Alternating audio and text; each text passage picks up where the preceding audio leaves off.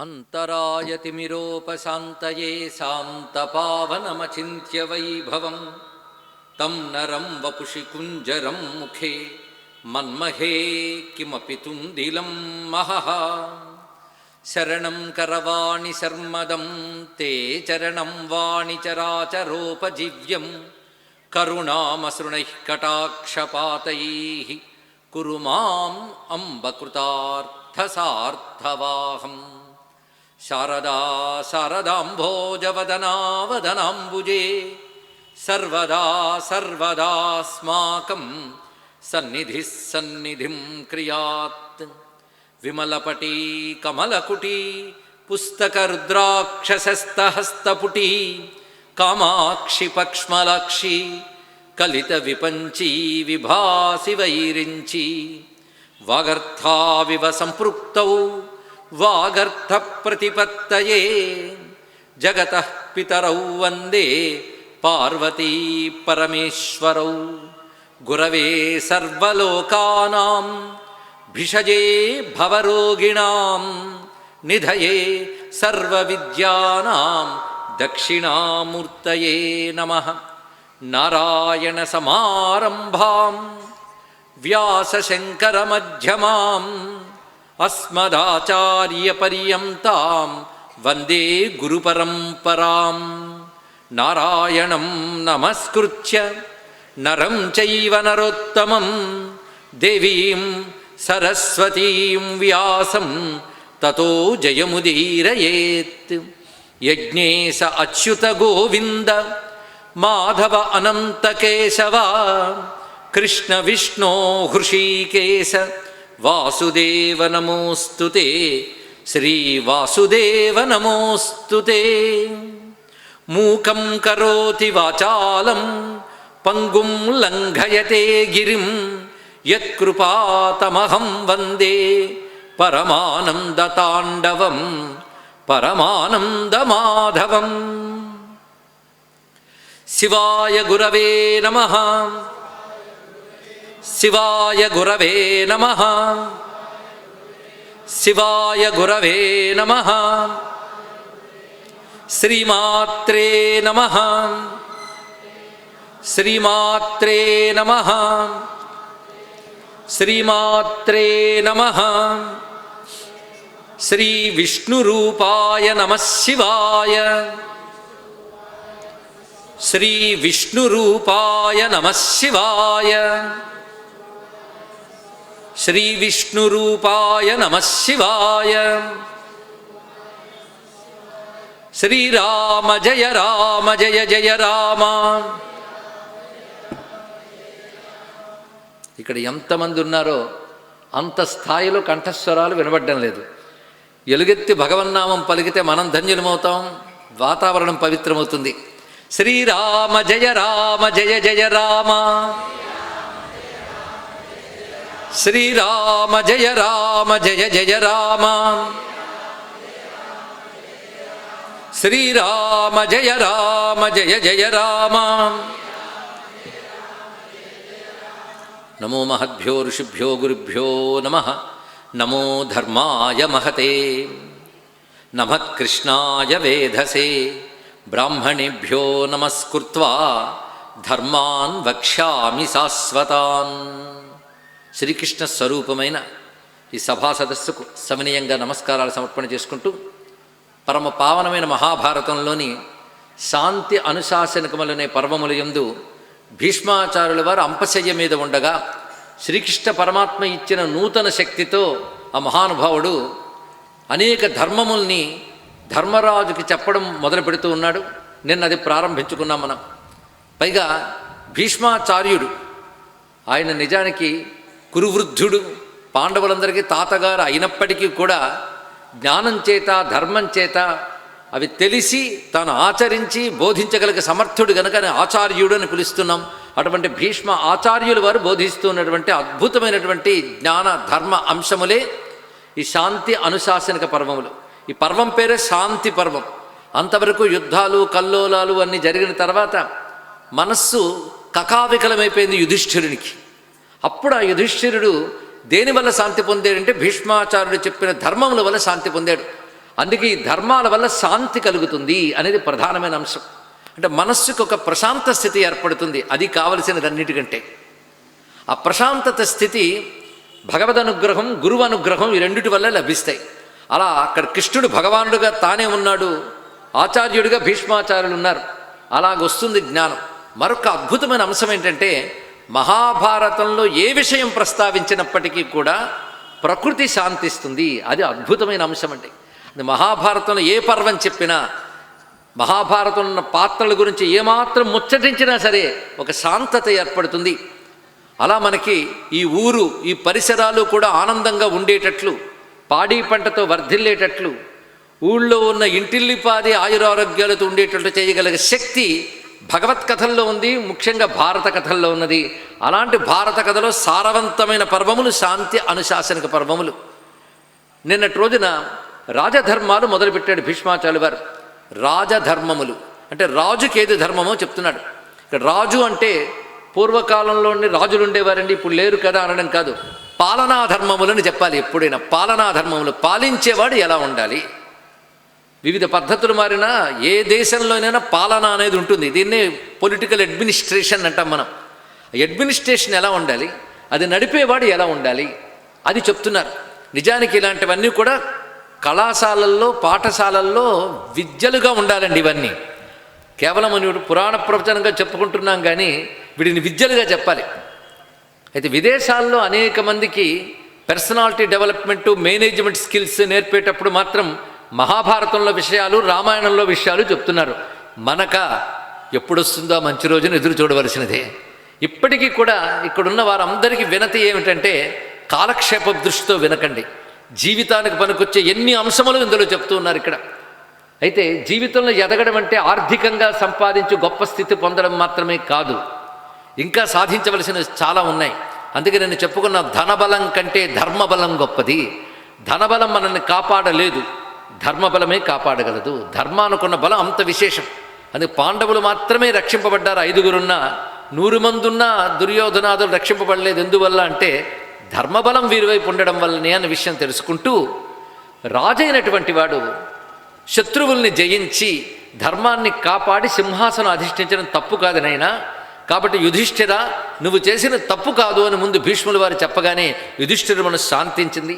ఆ తర్వాత చెప్తున్నది, మానవుడు అన్నవాడు ప్రయత్నశీలుడి ఉండాలి.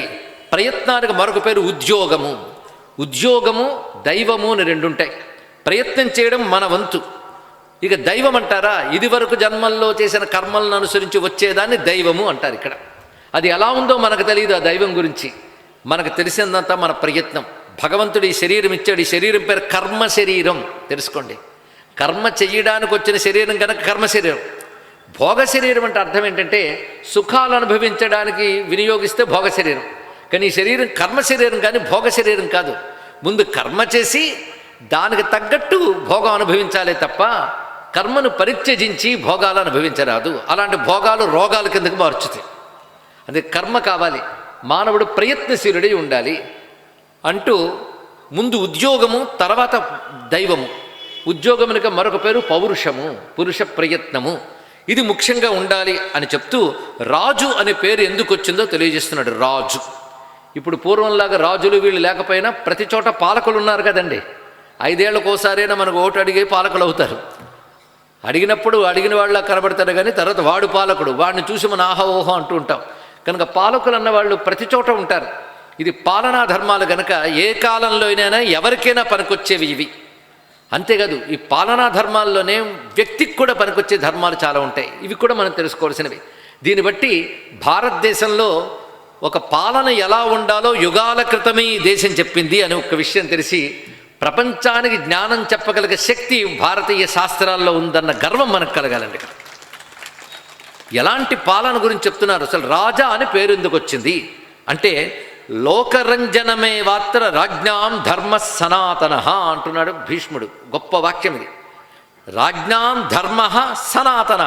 సనాతనము అంటే శాశ్వతం అని నిన్ననే మనం చెప్పుకున్నాం. రాజు యొక్క శాశ్వతమైన ధర్మం ఏంటంటే లోకరంజనం ఏవ, లోకులను రంజింపజేయుట. రంజింపజేయుట అంటే ఆనందింపజేయుట అని అర్థం. ఎలా ఆనందింపజేయాలంటే రక్షణ, పోషణ ఈ రెండిటితో ఆనందింపజేయాలి. తన చేత పాలింపబడుతున్న ప్రజలందరికీ రక్షణ కల్పించాలి. రెండవది వాళ్ళకి పోషణ కల్పించాలి, అంటే వాళ్ళకి తగిన వృత్తులు కల్పన చేయాలి. వృత్తులు అంటే మనకు తెలుసు, ఈ రోజులు ఉద్యోగములు అంటాం, వాళ్ళు వృత్తులు కల్పన చేయాలి. వృత్తి లేకుండా మనిషి ఉంటే వాడు అనేక దుష్ట ప్రవృత్తుల వైపు వెళ్ళిపోతూ ఉంటాడు. అందుకే సరైన వృత్తులు కల్పన చేయాలి, ప్రతి వారికి ఉపాధులు ఏర్పాటు చేయాలి, వాళ్ళకి పోషణ రక్షణ ఏర్పరిచి వాళ్ళు ఆనందంగా ఉండేటట్లు చేయాలి. కనుక లోక రంజనం చేస్తాడు కన్నా రంజకత్వాత్ రాజా అన్నారు. ఇక్కడ రంజనం చేసేవాడు రాజు అని తెలియజేస్తున్నారు. అలాంటి రాజు అయినటువంటి వాడు తన దగ్గర సప్తాంగముల్ని రక్షించుకోవాలి అన్నారు. సప్త అంగములు అంటే 7 భాగములు ఉంటాయట రాజు అయిన వాడికి. దీన్ని బట్టి పొలిటికల్ అడ్మినిస్ట్రేషన్ ఆ రోజుల్లోనే ఎంత చక్కగా చెప్పారో చూడండి. రాజు అయిన వాడికి ఉండేవి ప్రధానంగా మొదట రాజు, తర్వాత పురోహితుడు, మంత్రి, సామంతులు, సేనాధ్యక్షులు మొదలైన వారు అంగములు అని చెప్పబడుతుంటారు. ఇవి రాజు యొక్క రాజ్యాంగము, అంటే ఇవి రాజ్యము యొక్క అంగములు. ఇలాంటి అంగముల్ని రక్షించుకోవాలి రాజు అయినటువంటి వాడు. అంటే మంత్రులు, సామంతులు వీరందరినీ కాపాడుకోవాలి. అలాగే రాజ్యాన్ని రక్షించేటటువంటివి కొన్ని ఉంటాయి. అవేమిటంటే వనదుర్గ, మరుదుర్గ, జలదుర్గ, భూదుర్గ, పర్వతదుర్గ, నరదుర్గ అని దుర్గములు ఇక్కడ మొత్తం 5 రకములు దుర్గములు చెప్తున్నారు. దుర్గము అంటే రాజ్యానికి ప్రమాదం కలగకుండా కాపాడేవి. ఏ రాజ్యంలో వనములు బాగా ఉంటే వనాలు దాటి శత్రువులు రాలేరు. అందుకు ఒక్కొక్కప్పుడు అరణ్యాలు రక్షిస్తూ ఉంటాయి రాజ్యాన్ని, అవి వనదుర్గములు అంటారు. అలాగే ఎడారులు మొదలైనవి ఉంటే ఎడారులు దాటి రావడం కష్టం కనుక రాజ్యం చుట్టూ ఎడారులువి రాజ్యాన్ని రక్షిస్తాయి, వాటిని మరుదుర్గం అంటారు. అలాగే జలదుర్గం అంటే సముద్రములు, అగడ్తలు ఇలాంటివి ఉన్నట్లయితే అది రాజ్యాన్ని రక్షిస్తాయి కనుక జలదుర్గములు అని చెప్తున్నారు. అలాగే మహాపర్వతాలు రాజ్యం చుట్టూ ఉంటే పర్వతాలు కూడా కాపాడతాయి కనుక పర్వత దుర్గం అంటారు. ఇక నరులు బలంగా ఉంటే రాజ్యంలో వాళ్ళు కూడా రాజ్యాన్ని కాపాడుతారు కనుక నరదుర్గము. దుర్గము అంటే రక్షించునవి. ఇలాగ మరుదుర్గ, జలదుర్గ, భూదుర్గ, వనదుర్గ, పర్వతదుర్గ, నరదుర్గములు రాజ్యాన్ని రక్షిస్తూ ఉంటాయి సుమా. పైగా రాజు అయిన వాడు ఎప్పుడైనా సరే తన మీద ఆధారపడిన వారిని ముందు బాగా చూసుకోవాలి అని చెప్తున్నారు. ఎంత గొప్ప విషయం అండి. తన మీద ఆధారపడ్డ భృత్యులు అంటారు వీటిని. భృత్యులు అంటే రాజు ఇచ్చే వేతనమునకు పనిచేసేవారు భృత్యులు. ఎప్పుడైనా పాలనలో భృత్యులు ఉంటారు. పొలిటికల్ అడ్మినిస్ట్రేషన్ కానీ మీరు ఒక ఆర్గనైజేషన్ ఏర్పాటు చేసి దాన్ని నడిపినా దానిలో ఆధారపడే వాళ్ళు ఉంటారు కదా, ముందు వాళ్ళు తృప్తిగా ఉండాలి. ఎవరైతే నీ మీద ఆధారపడి బ్రతుకుతున్నారో వాళ్ళను తృప్తిపరచాలి. వాళ్ళకి కావలసినవి ఏర్పాటు చేసేకే నీ ఏర్పాటు చూసుకోవాలని రాజుని చెప్తున్నారు. అంతేగాని తన భోగం తాను చూసుకుని వాళ్ళని బాధ పెట్టకూడదు, ముందు వాళ్ళకి కావలసినవన్నీ ఏర్పాటు చేయాలని చెప్తున్నారు. ఇప్పుడు నేను చెప్తున్న విషయాలు మీరు వింటున్నారు, మీరు ఆలోచిస్తున్నారు. ఒక్కటి చెప్పండి, ఇవి ఏ కాలానికి పనికొచ్చే ధర్మాలు చెప్పండి అమ్మా. అన్ని కాలాలకి పనికొచ్చే ధర్మం. ఏ ప్రాంతానికి పనికొచ్చే ధర్మం? అన్ని ప్రాంతాలకి, అంటే అన్ని దేశాలకి, అన్ని కాలాలకి, అందరు మనుషులకి పనికొచ్చే ధర్మమే సనాతన ధర్మం. అది మన భారత రామాయణాది గ్రంథములు తెలియజేస్తున్నాయి. ఇప్పుడు అది మనం పట్టుకోవాల్సింది ఇక్కడ.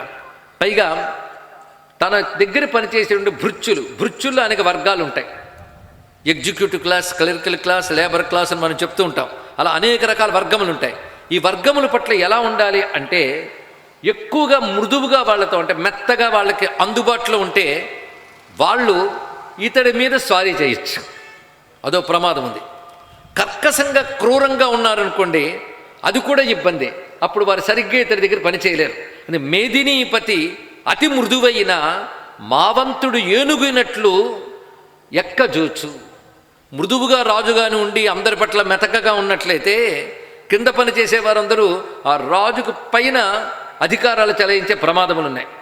అదే కానీ క్రూరంగా ఉన్నాడనుకోండి, ప్రజలు భయపడి సరిగ్గా పనిచేయలేరు. అందుకే తన మీద ఆధారపడ్డ వాళ్ళ పట్ల రాజు ఎలా ప్రవర్తించాలంటే తస్మాన్నైవ మృదుర్నిత్యం తీక్ష్ణో నైవ భవేన్నరః. తీక్ష్ణంగా ఉండకూడదు, మృదువుగా ఉండకూడదు. ఎలా ఉండాలో తెలుసా?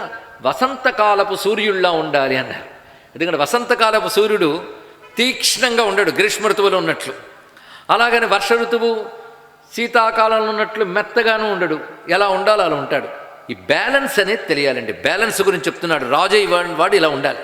అంతేకాదు, ఒక రాజు రాజ్యం చేస్తున్నప్పుడు, అంటే ఒక పాలకుడు పాలించేటప్పుడు ప్రజలందరూ ఎలా ఉండాలంటే తండ్రి ఇంట్లో పిల్లల్లా ఉండగలగాలి. ఇంత చక్కని ఉపమానం ప్రపంచంలో ఎక్కడ ఉండదు.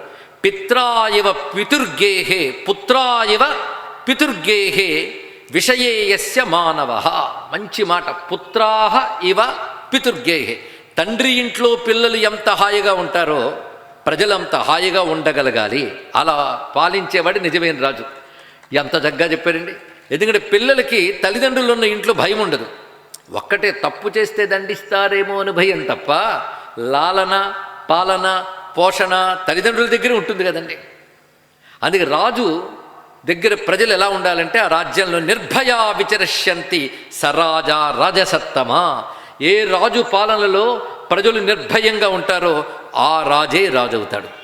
అంతేకాదు ప్రజల యొక్క ఆస్తి, ప్రజల యొక్క సంపద, ప్రజల యొక్క కుటుంబాలు ఇవి క్షేమంగా భద్రంగా ఉండాలి. అలా ఉంచగలిగేవాడు రాజు అవుతాడు. అంతేగాని ఇంటికి నుంచి బయటికి వెళ్ళిన పిల్లలకి ఏ ప్రమాదం జరుగుతుందో, ఎవడేం చేస్తాడో, ఇంట్లో ఉన్న ఆస్తిపాస్తులను ఏ దొంగలు దోచుకుంటారో అని భయం ప్రజలకు ఉండరాదు.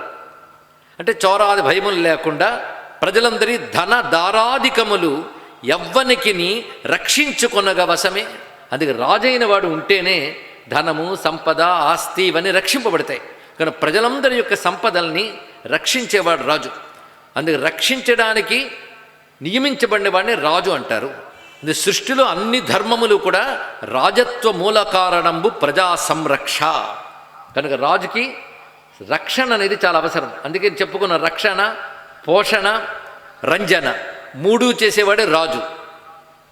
రక్షణ, పోషణ, రంజన ఇది చెయ్యాలి. అయితే ఈ ధర్మములు నేను ఎక్కడి నుంచి తెలుసుకుని చెప్తున్నానంటే, ఓ ధర్మరాజా, బృహస్పతి, మహేంద్రుడు, భరద్వాజ ప్రముఖులకు రాజధర్మానుశాసకులు. దీన్ని బట్టి భీష్ముడు చెప్తున్న ధర్మములు తన నోటుకొచ్చినవి చెప్పట్లేదు. చూడండి, పెద్దలు చెప్పినవి, భరద్వాజుడు చెప్పినది, బృహస్పతి చెప్పినటువంటిది, ఇంద్రుడు చెప్పినది అంటున్నాడు. అంటే ఇక్కడి నుంచి భీష్ముడు చెప్తున్నవన్నీ కూడాను ఋషులు చెప్పినవి, దేవతలు చెప్పినవి, పెద్దలు చెప్పినవి, ఇవన్నీ జ్ఞాపకం పెట్టుకుని చెప్తున్నాడంటే, ఎందరు చెప్పినవన్నీ ఒక్కచోట చెప్పినటువంటి భీష్ములు వారి మాటలు దొరకడం మనం చేసుకున్న అదృష్టం అండి. ఇవన్నీ మనం పట్టుకు తిరగక్కర్లేకుండా అవన్నీ ఆయనే తీసుకొచ్చి చెప్తున్నాడు. అయితే ఇవన్నీ రికార్డు చేసి పెట్టి మనకు అందించిన వ్యాస భగవానుడికి ముందు దండం పెట్టుకోవాలి. ఆ మహానుభావుడి కదా ఇదంతా మనకు అందించాడు. ఇంకొక మాట చెప్తున్నాడు, రాజు ఎప్పుడూ ప్రజల్ని హింసించరాదు. ఇది చాలా ముఖ్యమైన అంశం. హింసించరాదు. ఎలాగంటే, అర్థములోపి హింసాంచ కురుతే స్వయమాత్మన కరైరశాస్త్ర దృష్టైర్హి మోహాత్ సంపీడయన్ ప్రజా. రాజు ప్రజాపీడకుడు కాకూడదు. అయితే రాజ్యం నడపడానికి ఆర్థిక వనరులు అవసరమే, ధనం చాలా అవసరం. లేకపోతే కోశాగారం ఎలా నిండుతుంది? దానితోనే ప్రజలు పాలించాలి. అయితే కోశాగారం నింపడం కోసం రాజు ప్రజల నుంచి పన్నులు తీసుకుంటాడు. ఈ పన్నుల్లో ఎవరు ఎంత భాగం ఇవ్వాలో కూడా మనకు శాస్త్రంలో ఉన్నాయండి. ముందు మన భారతీయులకు ఉన్న శాస్త్రాల గురించి ఆలోచిస్తే కౌటిల్యుడి పేరు మీరు వినుంటారు. ఆయన అర్థశాస్త్రం అని రాశాడు. అర్థశాస్త్రం, కౌటిల్యుడు అర్థశాస్త్రం ఏనాడో రచించాడు. దానికంటే పూర్వం ఉంది మహాభారతం. ఇవి కాకుండా రాజనీతి శాస్త్రాలు చాలా చాలా మనకు ఉన్నాయి. ఒకటి కాదు, రెండు కాదు, అనేక రాజనీతి శాస్త్రాలు ఉన్నాయి. అలాంటి రాజనీతి శాస్త్రాలతో రాజ్యం ఇలా నడపాలని చెప్పిన ఒక అద్భుతమైన వ్యవస్థ మనకు ఉండేది. అవన్నీ ఇప్పుడు మనకు తెలియకపోయినా మహాభారతం లాంటి గ్రంథాల్లో చాలా ఉన్నాయి. మనం కొంచెం చెప్పుకుంటున్న వాటిలో కూడా. అయితే ధనాగారాలు నింపడానికి రాజు ఎలా ప్రవర్తించాలో చెప్తున్నారు. ఇది కూడా తెలుసుకోవాల్సింది. ఇవి మనం తెలుసుకుంటే మనల్ని పాలించడానికి వచ్చిన వాళ్ళని నిలదీయవచ్చండి. ఇవి చూపించి ఇలా పాలించాలని మనం చెప్పాలి. అలా పాలించే వాళ్ళనే మనం ఎంచుకునే స్థితిలో ఉండగలగాలి. కోశాగారాలు నింపడం కోసం ప్రజలపై భయంకరమైన పన్నులు వేసి హింసించరాదు. పన్నులు కూడా వారి వారి ఆదాయాన్ని అనుసరించి, వారి వృత్తులను అనుసరించి స్వీకరించాలే తప్ప కరైహి అశాస్త్ర దృష్టై. కరము అంటే పన్ను అని అర్థం ఉంది. ఈ పన్నులతో శాస్త్రములో చెప్పనటువంటి పన్నులు వేసి ప్రజల్ని పీడించరాదు. పైగా ఆదాయం నింపడానికి తప్పుడు మార్గాలు అనుసరించరాదు. ఇది బాగా తెలుసుకోవాలండి. గొప్ప మాట చెప్పారు కదా. తప్పుడు మార్గములు అంటే అధర్మ మార్గాలు, కూడని మార్గములు. అంటే ద్యూతముతో కానీ మద్యముతో కానీ ధనము సంపాదించి రాజ్యాల్ని నడపరాదు అని చెప్పారు. తెలుసుకోవాల్సిన గొప్ప విషయం. ఇప్పుడు కోశాగారాలు నింపడానికి అవే పెద్ద సోర్సెస్ కింద వాడుతున్న కాలంలో ఉన్నాం మనం ఇక్కడ. అలాంటి వాటిని రాజు వ్యసనములుగా చేసుకోకూడదు. రాజు వ్యసన దూరుడై ఉండాలి. అదేవిధంగా రాజు అయిన వాడు స్వామ్య మాతృ రాష్ట్ర దుర్గ కోశ సుహృత్, ఈ బలములు రక్షించుకోవాలన్నారు. స్వామ్య అంటే అర్థం ఏంటంటే రాజు రాజ కుటుంబములు, ఇవన్నీ స్వామ్య వర్గం అనిపించుకుంటాయి. దాని తర్వాత అమాత్యులు, అమాత్యులు అంటే మంత్రివర్గము. తర్వాత రాష్ట్రము అంటే రాజ్యము, దుర్గం అంటే కోట, ధనాగారము, వీటిని రక్షించుకోవాలి. అలాగే ప్రతి రాజుకి మిత్రబలం ఉంటుంది, శత్రువులు ఉంటారు. శత్రువు బలం కాదు, బాధ పెడుతూ ఉంటాడు.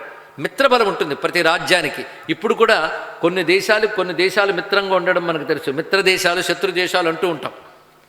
అప్పుడు కూడా ఇవే పద్ధతులు అప్పుడు ఇంకోలా ఉంటాయి. ఎందుకంటే మానవుడు మారడు కదండి, కాలాలు మారినా. అందుకే నీతులు ధర్మాలు ఎప్పుడు మారవు, అవి మనం జాగ్రత్తగా తెలుసుకోవాల్సినది. అందుకే రాజు అయిన వాడు మిత్రబలాన్ని కాపాడుకుంటూ ఉండాలి. అలాగే రాజనీతి శాస్త్రము ఎన్ని రకాలుగా ఉంటుందో తెలుసుకోవాలి. విస్తారం రాజనీతి శాస్త్రం. క్లుప్తంగా మనం ముందు శాస్త్రం అంటే ఏంటో తెలుసుకుందాం. అన్వీక్షకి, త్రయీ, వార్త, దండనీతి అని 4 భాగాలుగా ఉంటుంది రాజనీతి శాస్త్రం. అన్వీక్షకి అంటే గూఢచార వ్యవస్థ. ఇది చాలా అవసరం. అంటే ఇంటెలెక్ట్ ఉంటారు, ఇంటెలిజెన్స్ అంటూ ఉంటాం మనం. అది చాలా గూఢచార వ్యవస్థ చాలా అవసరం. మీరు గమనించారో లేదో కానీ గత 10-15 ఏళ్లుగా అద్భుతమైన గూఢచార వ్యవస్థతో భారతదేశం రక్షింపబడుతోంది. ఇది చాలా అవసరం. ఎందుకంటే ఎవడి శత్రువో ఎవడ మిత్రువో తెలుసుకుని శత్రువు నుంచి ప్రమాదం రాకుండా కాపాడుకోవాలి. కొందరు శత్రువులు దేశంలోనే చొరబడతారు. దేశం బయట ఉంటే పోల్చవచ్చు, రాజ్యంలోనే ఉంటారు. రాజ్యంలో ఉన్న శత్రువుని తెలుసుకోవడం మహా కష్టం. దానికి గూఢచార వ్యవస్థ బాగా పనిచేయాలి.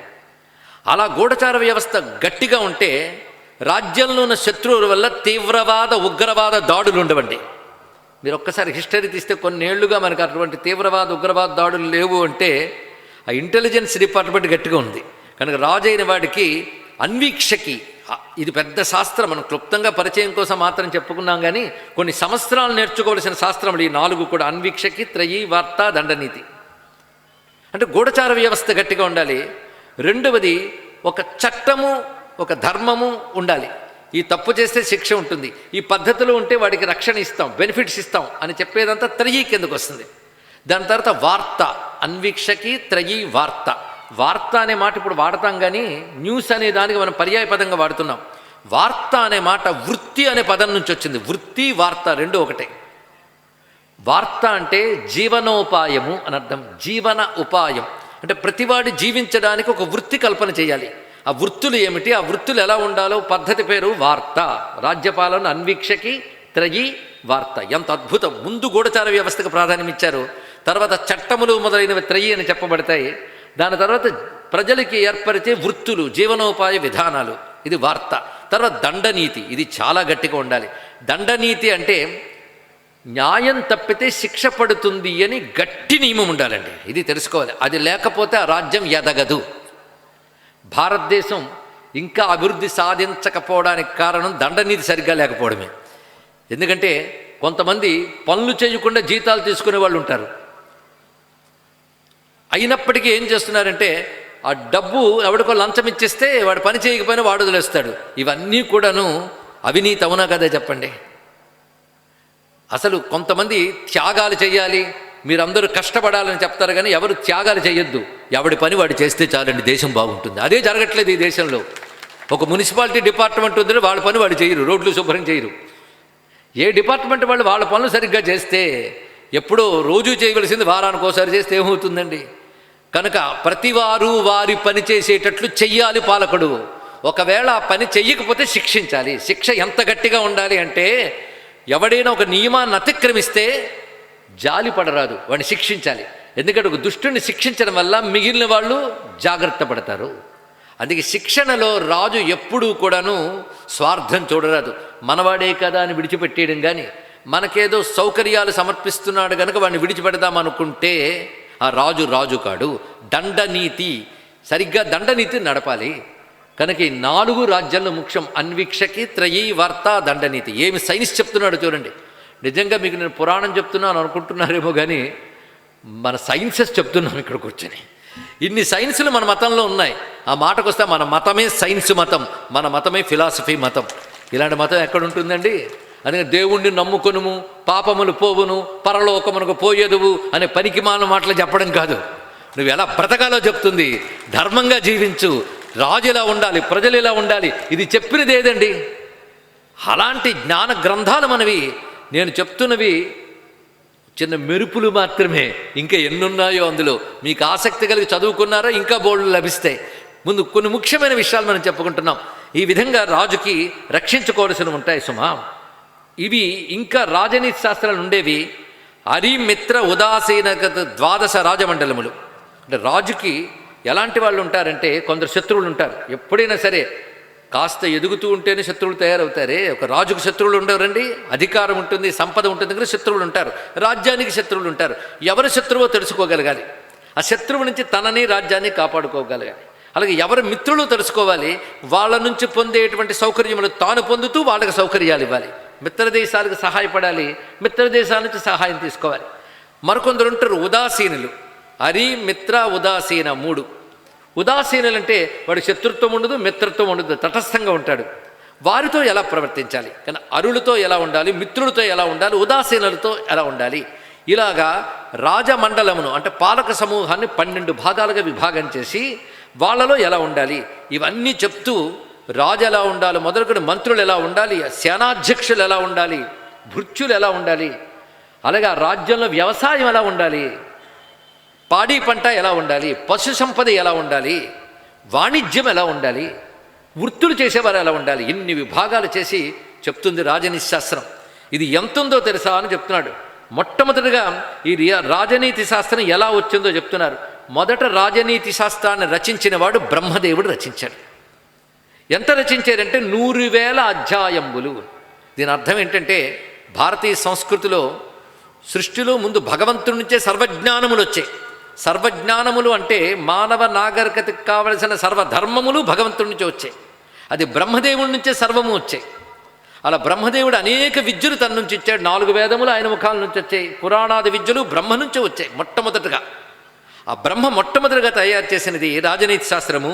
100,000 అధ్యాయములు చేశాడు. 100,000 అధ్యాయాలు. 100,000 అంటే ఎంతండి?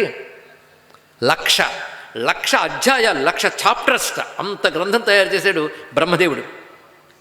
అయితే అంత గ్రంథము ఆయన నుంచి వచ్చింది, కానీ అది గ్రహించగలిగే శక్తి ఎవరికి ఉంటుంది? అంత అవసరం కూడా అందరికీ ఉండదు. అందుకు దాన్ని అందించడం కోసమని ఆయన ధ్యానం చేస్తూ ఉన్న దశలో పరమేశ్వరుడు ఆయన భ్రూమధ్యం నుంచి బయటకు ఆవిర్భవించాడండి. పరమేశ్వరుడు శివుడు వెలుపలికి వచ్చాడు. ఆ లోక పితామహు లలాటంబున అనాది నిధనుడు, విశ్వ జగత్కర్త, సర్వభూతాత్ముడు, సనాతనుడైన విరూపాక్షుడు పరమేశ్వరుడు ఆవిర్భవించాడు. ఏ రూపంతో అంటే విశాలాక్షుడు అనే పేరుతో వచ్చాడు ఆయన. ఆ వచ్చి ఈ 100,000 అధ్యాయాల గ్రంథాన్ని తీసుకుని 10,000 అధ్యాయాలుగా ఎడిట్ చేశాడు ఆయన. 10,000 అధ్యాయాలు, 10,000 అధ్యాయ పరిమితి చేశాడు. ఆ శాస్త్రం పేరు వైశాలాక్ష శాస్త్రం. అంటే విశాలాక్షుడు తయారు చేసిన రాజనీతి శాస్త్రం.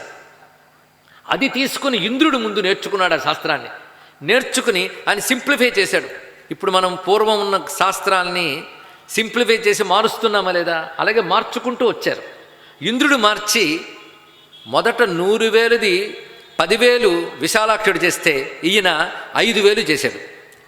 5,000 చేసిన దాన్ని అమరగురుడు అంటే బృహస్పతి ఆయన ద్విసహస్రకాధ్యాయము అంటే 3,000 అధ్యాయాలుగా విభాగం చేశాడు. ఎక్కడ 1,00,000 నుంచి ఎక్కడ దిగింది చూడండి. 3,000 అధ్యాయాలు చేసిన వాడెవడు? బృహస్పతి. ఆ తర్వాత శుక్రాచార్యుడు వారు 1000 అధ్యాయాలు చేశాడు. మనం భాగవతం చదివినా భారతం చదివినా శుక్రనీతి అని ఒక మాట వస్తుంటుంది. అందులోంచి తీసుకునేది ఎంత శుక్రుడు చేసిన రాజనీతి శాస్త్రం. ఇలాగ రాజనీతి వచ్చింది. మొట్టమొదటి రాజు అనేవాడు లేదు భూమి యందు. ప్రజలు ఎవరికి వారే ధర్మం పాటిస్తూ నిగ్రహించుకునేవారట మొట్టమొదట సృష్టిలో, మొదట ప్రారంభంలో. ఎందుకంటే మొదటి సృష్టి చాలా పవిత్రంగా ఉందండి. మనం అనుకుంటాం మొట్టమొదట అసంపూర్ణం ఉంది, తర్వాత సంపూర్ణంలోకి వచ్చిందని, ఎవల్యూషన్ థియరీ అంటాం. కానీ భారతీయ సంస్కృతి చెప్తుంది మొట్టమొదటే చాలా గొప్పగా వచ్చింది, కాలం గడుస్తున్న కొద్దీ తగ్గుతూ పోతుంది అని చెప్తుంది. తెలుసుకోండి. ఎందుకంటే కృతయుగం చాలా గొప్పది, దానికంటే తక్కువ త్రేతాయుగం, దానికంటే తక్కువ ద్వాపరయుగం, దానికంటే తక్కువ కలియుగం. ఇప్పుడు చెప్పండి, పెరుగుతుందో తరుగుతుందా? ఇక్కడున్న చాలామంది పెద్దవాళ్ళు ఉన్నారు.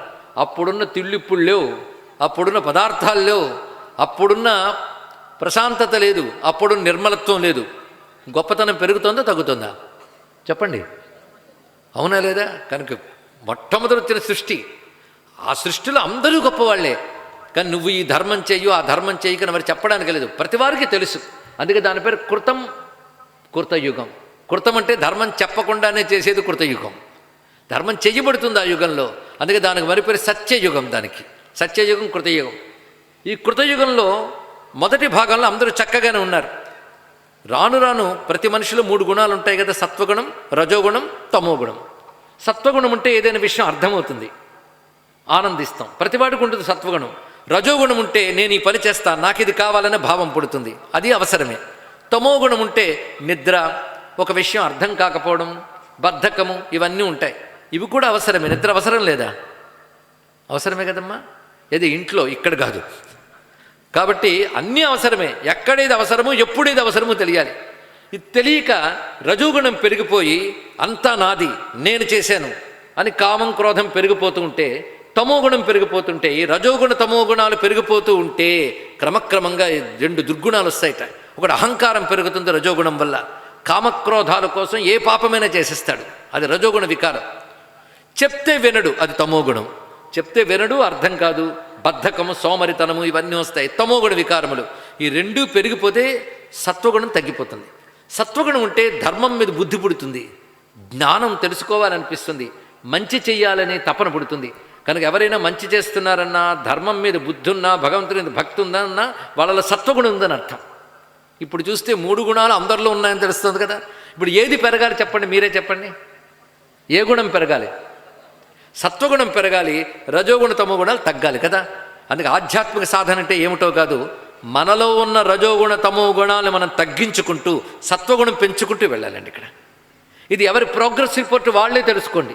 నేను ఇదివరకంటే ఇప్పుడు కామక్రోధాల్లో అంత తీవ్రంగా ఉన్నానా, తగ్గేయా చెక్ చేసుకోవాలి. జ్ఞానం తెలుసుకుంటున్నానా, మరింత సోమరినైపోతున్నానా అని గ్రహించాలి. ఇలా పాటించుతూ మనకు మనం రజోగుణ తమో గుణాలు తగ్గించుకుంటూ సత్వగుణం పెంచుకోవాలి. సత్వగుణం పెంచుకోవాలంటే సాత్వికమైన ఆహారం స్వీకారం చేయడం. అంటే ఆహారాల్లో కూడా రజోగుణం పెంచేవి, తమోగుణం పెంచేవి ఉంటాయి. పైగా రజోగుణం ఉన్న వాళ్ళకి కొన్ని టేస్టులు ఉంటాయి, తమోగుణం ఉన్న వాళ్ళకి కొన్ని టేస్టులు ఉంటాయి. నిన్న వండింది ఇవాళ తినాలని టేస్ట్ తమోగుణం వరకు ఉంటుందిట. మంచి కారం, పులుపు, ఇవన్నీ తినాలని టేస్ట్ రజోగుణం ఉన్న వాళ్ళకి ఉంటుంది. సాత్విక ఆహారం తీసుకోవాలని సత్వగుణం ఉన్న వాళ్ళకి ఉంటుంది. వాళ్ళకి సహజ సిద్ధంగా 3 గుణాలు ప్రతివారులు ఉంటాయి, ఎక్కువ తక్కువలు ఉంటాయి అంతే. అయితే సాత్విక ఆహారం తీసుకుంటూ సాత్వికమైన అలవాట్లు అంటే మంచి గ్రంథాలు వినడం, ధర్మం పాటించడం, భగవదర్చన చేయడం, భగవన్నామస్మరణం చేయడం అనే సాత్వికమైన అలవాట్లు, సాత్విక ఆహారము, సాత్విక అలవాట్లు పెంచుకుంటూ రజోగుణ తమో గుణాలు తగ్గించుకుంటూ వెళ్ళాలి. తీసేయమని చెప్పట్లేదండి, తగ్గించుకోమన్నాం. ముందు తగ్గిస్తూ తగ్గిస్తూ వస్తే తర్వాత తొలగించడం జరుగుతుంది. ముందు తగ్గించడం, తర్వాత తొలగించడం, ఇది తెలుసుకోండి. ముందే తొలగించు అంటే చెప్పేవాడిని తొలగిస్తాం. కనుక ముందు మనం తగ్గించుకోవాలి, తర్వాత తొలగించుకోవాలి. కనుక ముందు నిగ్రహం, తర్వాత నిర్మూలనం, ఇది తెలుసుకోవాలి. ఇది చాలా అవసరమైన సుమా అని చెప్తున్నాడు. అయితే ఎప్పుడైతే ప్రజల్లో రజోగుణ తమోగుణాలు పెరిగిపోయాయో, అధర్మ ప్రవృత్తి ఏర్పడిందో, ఇంకొకరిని పీడించడం మొదలయ్యింది, అవతల వాడిని దోచుకోవడం మొదలయ్యింది. అప్పుడు నిగ్రహించి ఎవరిని ఎక్కడ పెట్టాలి అని చూసుకోవడానికి రాజు అనేవాడు అవసరమయ్యేటప్పుడు అని మొట్టమొదటిగా వచ్చినటువంటి వాడు బ్రహ్మదేవుని నుంచి వచ్చిన విరజుడు అనేటటువంటి రాజు వచ్చాడు. విరజుడు, విరజ. విరజ అంటే అర్థం అంటే రజస్ అంటే దుమ్ము, విరజ అంటే దుమ్ము లేనివాడు అంటే నిర్మలమైన వాడు అని అర్థం. మొట్టమొదట ఆయన వచ్చి ఈ రాజనీతి శాస్త్రంతో ప్రజల్ని పాలన చేశాడు. అప్పుడు ఏర్పడిందండి రాజనీతి వ్యవస్థ ప్రజల్లోకి. అప్పటి నుంచి కొనసాగుతూ వస్తున్నది రాజనీతి శాస్త్రము అని అద్భుతంగా వివరిస్తున్నారు. అప్పటి నుంచి క్రమంగా అనేక మంది రాజులు, పాలన, ఇవి జరుగుతున్నాయి. రాజు అయిన వాడు ఎప్పుడు తెలుసుకోవాల్సింది ఏంటో తెలుసా? వ్యసనములకు లోను కాకూడదు. ఇది చాలా ప్రధానమైన అంశం. ఎందుకంటే రాజు దగ్గర అధికారం ఉంటుంది, సంపద ఉంటుంది కనుక వాడి ఇష్టం వచ్చినట్టు వాడు ఉండొచ్చు. అలా ఉన్నవాడు పతనమైపోతాడని రాజుకు చెప్తున్నారు. ముందు రాజు ఎలా ఉండాలో చెప్తున్నారు. ఎందుకంటే అధికారం ఉన్నవాడు, సంపద ఉన్నవాడే జాగ్రత్తగా ఉండాలండి. ఏ సంపద లేనివాడికి ఏం చెప్పక్కర్లేదు, ఎలాగో సంపద లేదు. బలమున్నవాడినే నిగ్రహంగా ఉండాలని చెప్పాలి, బలహీనుడికి చెప్పక్కర్లేదు. బలహీనుడు ఎలాగో వాడే లేవలేడు, వాడు ఎవరిని హింసిస్తాడు చెప్పండి. అదే బలవంతుడిగా చెప్తారు, నాయన ఇంకొని హింసించకు, కంట్రోల్లో పెట్టుకొని ఎవరికి చెప్పాలి? బలవంతుడికి చెప్పాలి. అందుకే లేవలేని బలహీనుడికి ఎవడికి చెప్పడు. అందుకే ఎవడికి అధికారం ఉంటుందో, ఎవడికి సంపద ఉంటుందో వాడికే నీతిని బోధించాలి. నీతి లేనివాడు సంపదలో అధికారం ఉంటే ప్రజల్ని పీడిస్తారు. మనం చూస్తూనే ఉన్నాం. అవునా లేదా చెప్పండి. నీతి లేని వాడికి అధికారం దొరికితే 5 ఏళ్లలోనే ఎంత పీల్చాలో అంత పీల్చేస్తారు ప్రజల్ని. అవునా లేదా? ఎంత అవినీతి తీసుకుంటారు. అందుకే నీతి రాజుకి చాలా ప్రధానం. అందుకే నీతి శాస్త్రం అది. న్యాయంతో రాజు పాలించాలి. ఈ పాలించేటప్పుడు రాజు వ్యసనాలకు లోను కాకూడదని చెప్తున్నారు. వ్యసనములు ఎన్ని రకాలుగా ఉంటాయంటే, ద్యూతం ఒక వ్యసనం, వేట ఒక వ్యసనం, మద్యమం ఒక వ్యసనం, వ్యభిచారం మరొక వ్యసనం. కామం వల్ల కొన్ని వ్యసనాలు వస్తాయి, క్రోధం వల్ల కొన్ని వ్యసనాలు వస్తాయట. కామం వల్ల వచ్చేవి భోగ వ్యసనాలు, అవే మద్యపానము, ద్యూతము, వ్యభిచారము ఇత్యాదులన్నీ కామం వల్ల వచ్చేవి. క్రోధం వల్ల వచ్చేదంటే వాక్పారుష్యం, కటుకుగా మాట్లాడడం, భయంకరంగా కొన్ని హింసించడం. హింసించి ఆనందించే లక్షణం కొందరు రాజులకు ఉంటాయండి. వాడు ఏదో కక్ష పెట్టుకుంటాడు, చేతిలో అధికారం ఉంది కదా అని ఎవడి మీద కక్ష పెట్టుకున్నాడో వాడిని బంధించి హింసిస్తారు, వీలైతే చంపేస్తారు కూడా. అలాంటి దుర్మార్గం వాక్పారుష్యం, దండపారుష్యం అంటారు ఇక్కడ. అలాగే వేటాడడం వ్యసనం కాకూడదు. పూర్వం రాజులు వేటకు వెళ్ళేవారు కదా. ఎందుకు వెళ్ళేవారు అంటే, క్రూర మృగాల బారి నుంచి ఊరిని కాపాడడానికి వెళ్ళేవారు. 2 శత్రువులతో వాళ్ళు యుద్ధం చేసేటప్పుడు వాళ్ళని జయించడం తనకు కొంచెం అలవాటు ఉండాలి కదా. అలవాటు ఇచ్చేది వేట, అంతవరకే మాత్రమే తప్ప వినోదంగా వేటాడరాదు రాజు. వినోదంగా వేటాడితే వ్యసనం అయిపోతుంది. కానీ హింస నుంచి ఎన్ని వ్యసనాలు ఏర్పడ్డాయి చూసావా. కానీ క్రోధం నుంచి వచ్చే వ్యసనాలు ఏమిటంటే వేట, వాక్పారుష్యము, కఠినంగా దండించడము, అది హింసా రూపంలో వస్తుంది.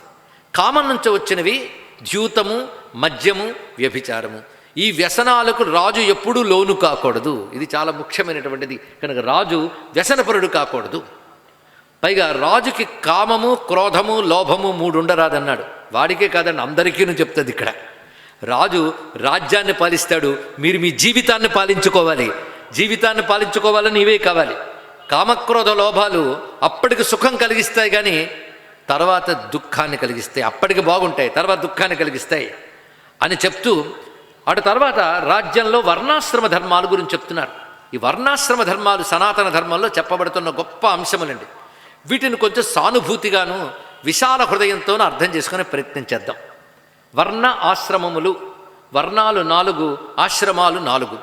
వర్ణములు అనగానే బ్రహ్మ, క్షత్రియ, వైశ్య, శూద్ర అనబడే 4 వర్ణములు. ఈ వర్ణముల ప్రస్తావన మన అన్ని గ్రంథాల్లోనూ ఉంటుంది. మీరు చూస్తే ప్రతి హిందూ గ్రంథంలో కనబడుతుంది.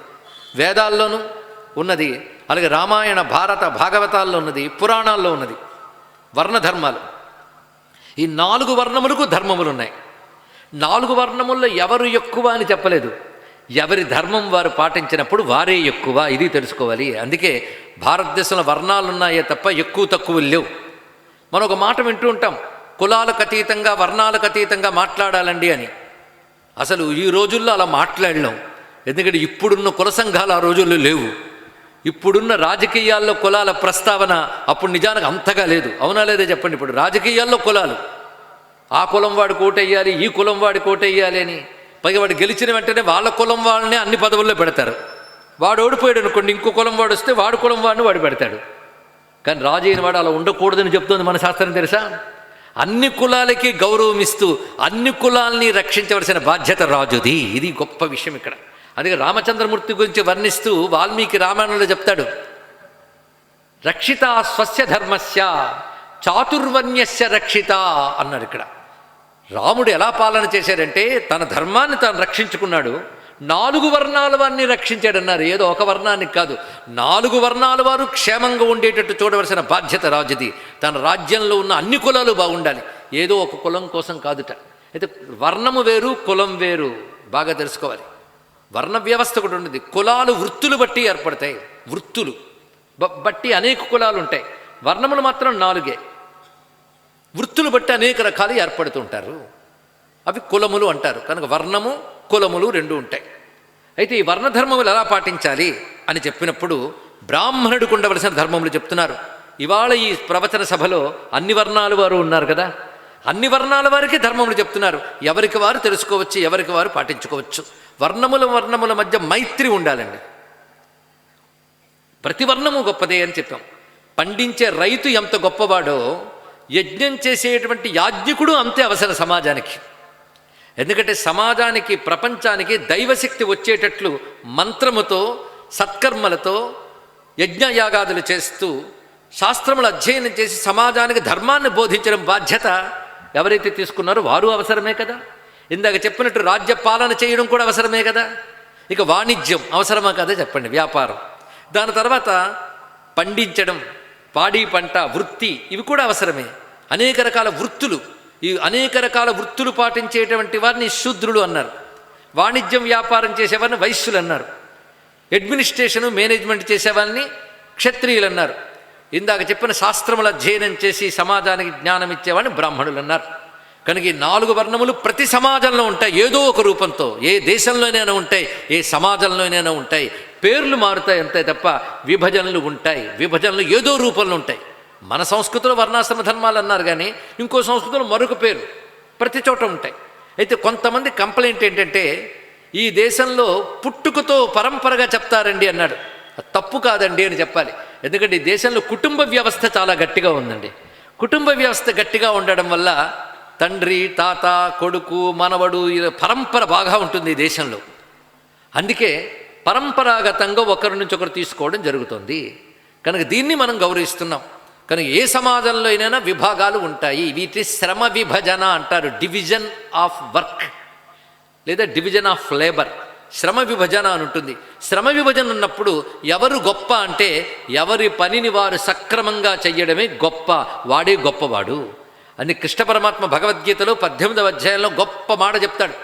ఆ ఒక్క శ్లోకం ప్రతివాడు గుర్తుపెట్టుకున్న చాలనిపించేటట్టు. యత ప్రవృత్తిర్భూతానాం ఏన సర్వమిదం తతం స్వకర్మణా తమభ్యర్చ్య సిద్ధిం విందతి మానవ. ఏ పరమాత్మ వల్ల సృష్టి స్థితిలయలు జరుగుతున్నాయో ఆ పరమాత్మను ప్రతివాడు తన కర్మతో అర్చించి సిద్ధి పొందుతాడు అన్నారు. అంటే ప్రతివాడు కర్మ చేసేటప్పుడు స్వధర్మం చేస్తూ దైవాన్ని దృష్టిలో పెట్టుకోవాలి. స్వధర్మం చేయడం కర్మయోగం, దైవాన్ని దృష్టిలో పెట్టుకోవడం భక్తి యోగం. రెండూ కలిస్తే జ్ఞానయోగం అవుతుంది, ముక్తి పొందుతారు అని అద్భుతంగా చెప్పాడు. భగవద్గీత సారమది. అంతేగాని స్వకర్మణ తమభ్యంచ సిద్ధిం విందతి మానవ అన్నాడే తప్ప బ్రాహ్మణ, క్షత్రియ, వైశ్య, శూద్ర అని చూడండి. ఏ మానవుడైనా సరే తన స్వధర్మంతో తన కర్మతో భగవంతుడిని ఆరాధన చేయాలి. వృత్తులు కాలం బట్టి మారుతూ ఉంటాయి. అప్పుడు ఉన్నటువంటి వృత్తులు మారే, ఇప్పుడు టెక్నాలజీ మారేక వృత్తులు మారే. కానీ వర్ణములు పరంపరగా వస్తాయి, తండ్రి తాతల పరంపరగా వస్తుంటాయి. ఒక్కొక్క వర్ణానికి ఒక పరంపర ఉంటుంది, ధర్మం ఉంటుంది, వాళ్ళ యొక్క వ్యవహార కర్మలు కూడా ఉంటాయి. అవి పాటించుకోవాలి. ప్రతి వర్ణం వారు వారి ప్రత్యేకతని కాపాడుకోవాలి. దేని అందం దానిదే, దేని గొప్పతనం దానిదే, దాని ప్రత్యేకత కాపాడబడాలి. అందుకే వర్ణ సాంకర్యములు జరగకుండా వర్ణముల గొప్పతనం కాపాడబడాలి. ఒక్కొక్క వర్ణంలో ఒక సొగసు ఉంటుందండి, ఒక ప్రత్యేకత ఉంటుంది, ఒక విశేషం ఉంటుంది. అన్నీ ఒకలా ఉంటాయండి. జాంపండు, ఏపిల్ పండు ఒకలా ఉండమంటూ ఉంటాయా? దాని రుచి దానిదే, దీని రుచి దీనిదే. అది అవసరమే, ఇది అవసరమే. అలా దేని ప్రత్యేకత దానికి ఉన్నట్లుగా ప్రతి వర్ణమునకు ఒక ప్రత్యేకత ఉంటుంది. ఎక్కువ తక్కువలో ఎవడు అవసరం వస్తే వాడు ఎక్కువ, ఇది తెలుసుకోవాలి.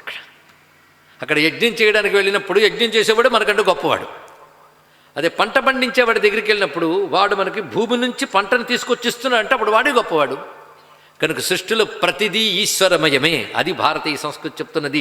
ఈశావాస్యమిదం సర్వం, సర్వజగత్తు భగవన్మయమే అని చెప్పిన సంస్కృతి ఈ విధంగా వర్ణాశ్రమ ధర్మాలు చెప్తోంది.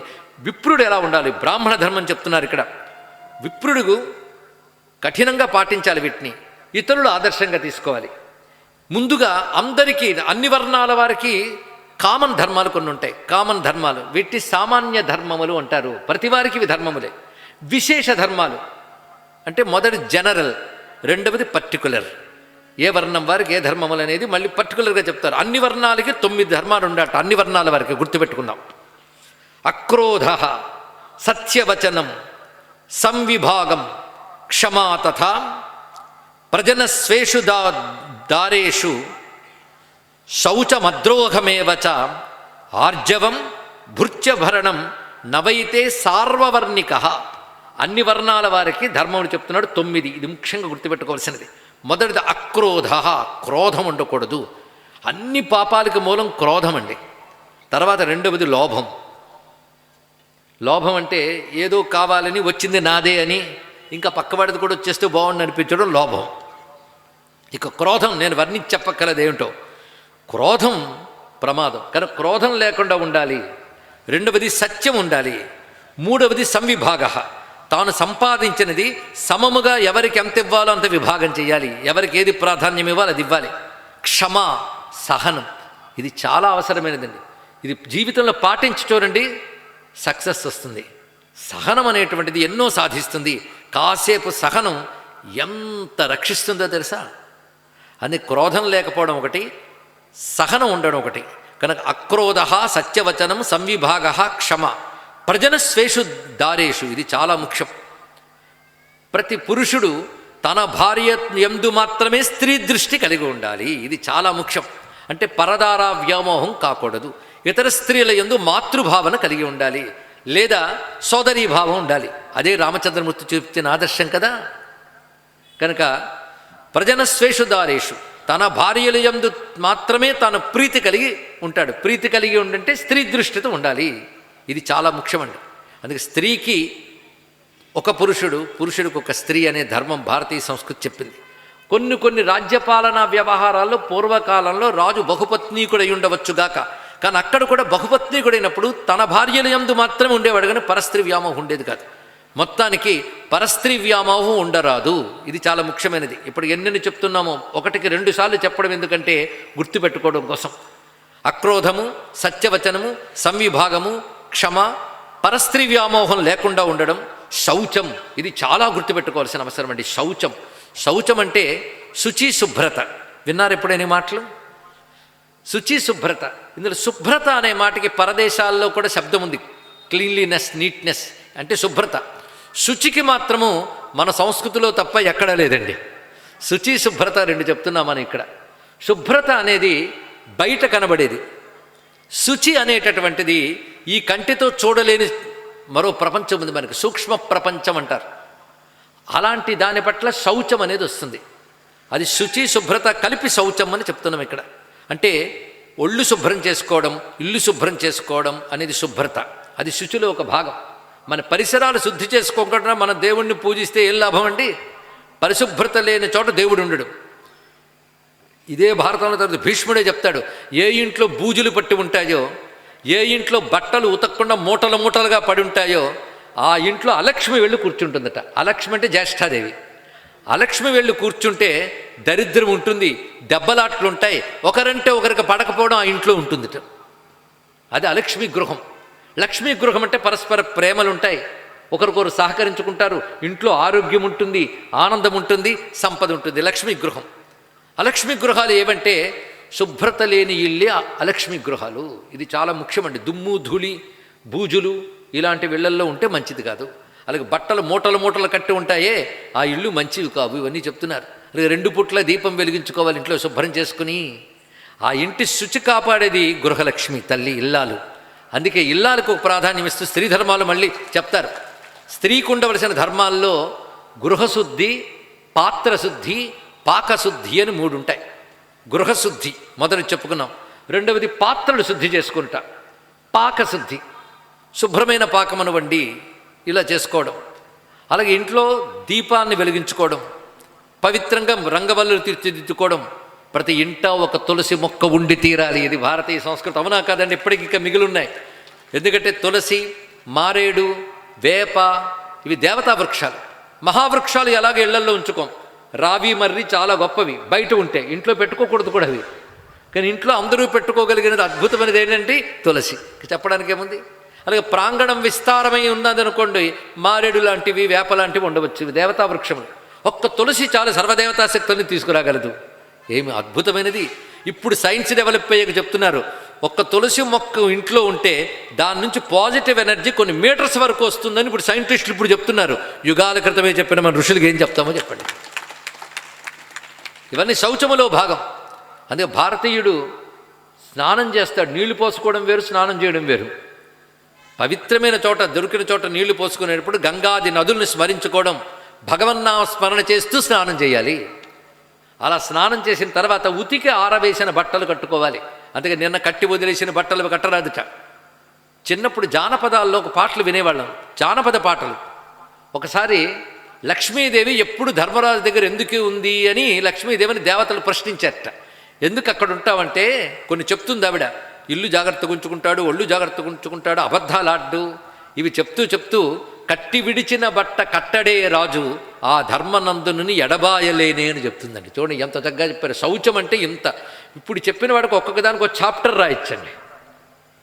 శుచి శుభ్రత, భారతదేశంలో శుచి శుభ్రత గురించి శాస్త్రాలు చెప్పే.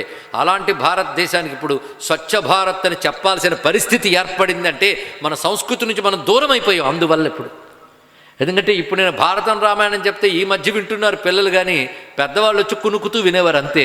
ఏం లాభం చెప్పండి? పిల్లలు వినాలి, జీవితాల్లోకి తీసుకురావాలి.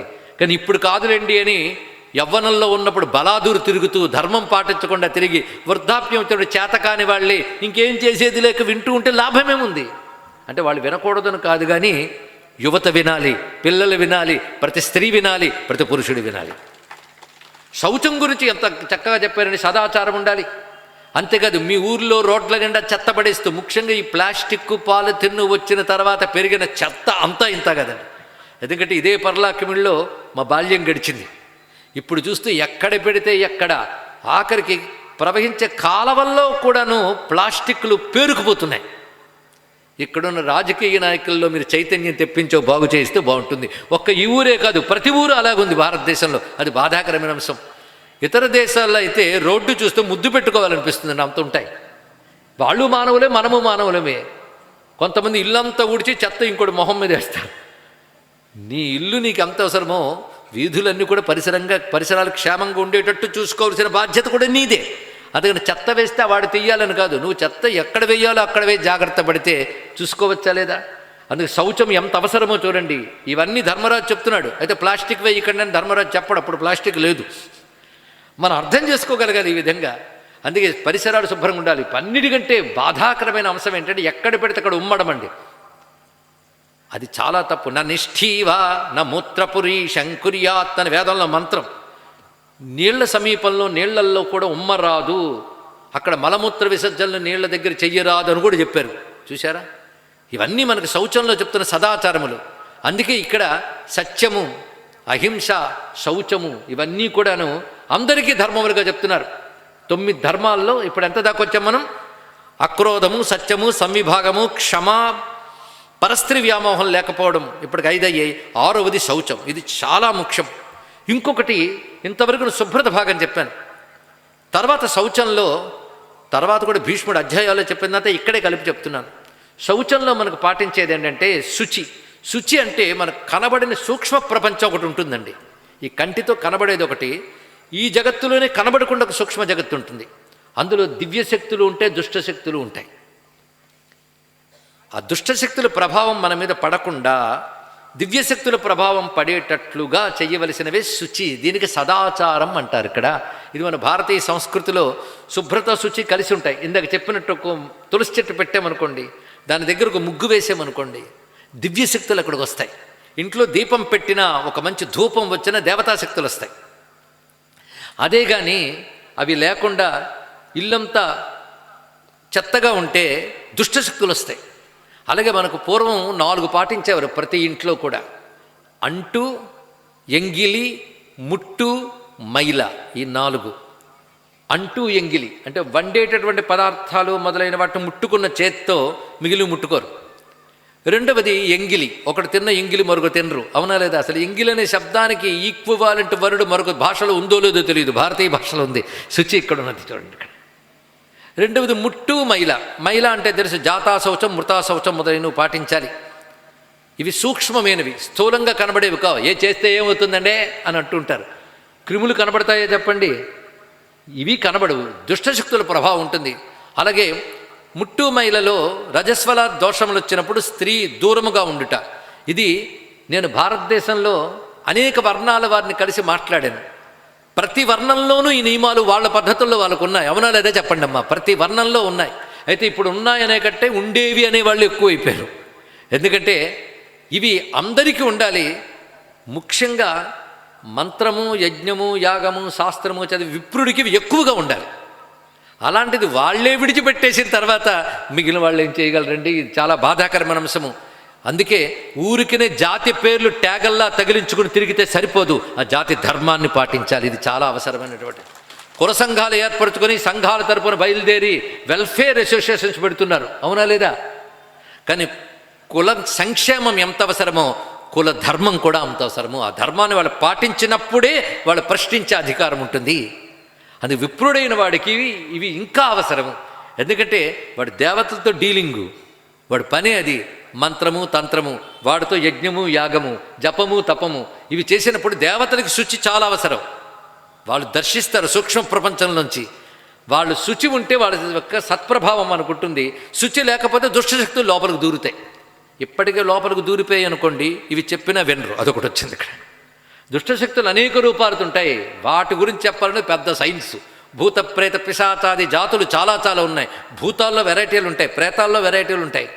రకరకాల దుష్టశక్తులు సూక్ష్మ ప్రపంచంలో ఉంటాయండి. ఎలాగైతే క్రిమికీటకాలు కనబడకుండా సూక్ష్మ ప్రపంచంలో ఉంటే వైరస్లు మొదలైన వాటి నుంచి మనల్ని కాపాడుకోవడానికి కొన్ని జాగ్రత్తలు తీసుకుంటాం కదా, వాటికంటే ప్రమాదకారి ఇవి కానీ ప్రవేశిస్తే ఇంట్లో శాంతి నుంచో మనస్సును ఉన్మాద స్థితికి తీసుకువెళతాయి.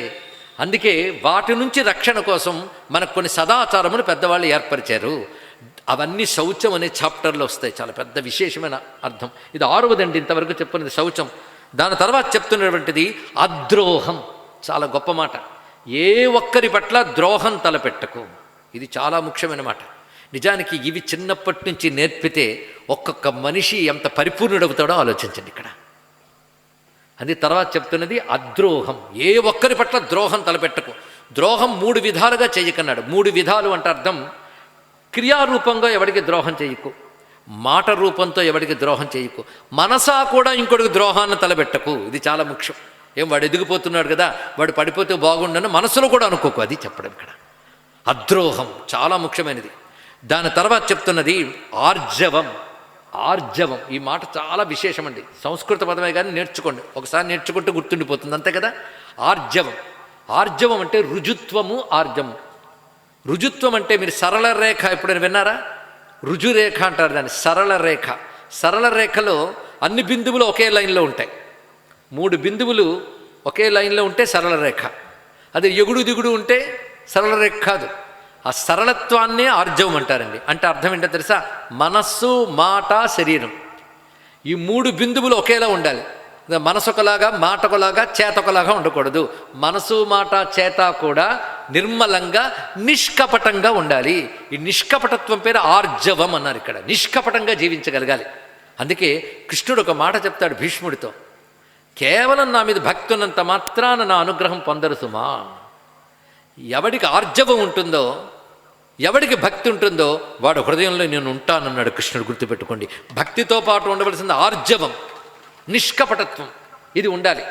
ఇలాగా చెప్పబడుతున్నది భృత్యభరణం. తర్వాత భృత్యభరణం అంటే ఇందాక చెప్పుకున్నాం, ప్రతివారు కూడా తన మీద ఆధారపడే వాళ్ళని చక్కగా చూసుకోవాలి. ఇది చాలా ప్రధానమైన అంశం. అందరికీ చెప్పేది. ప్రతివాడికి వాడి మీద ఆధారపడే వాళ్ళు ఉంటారు కదా, రాజులకే కాదు, ప్రతివాడికి ఉంటాడు.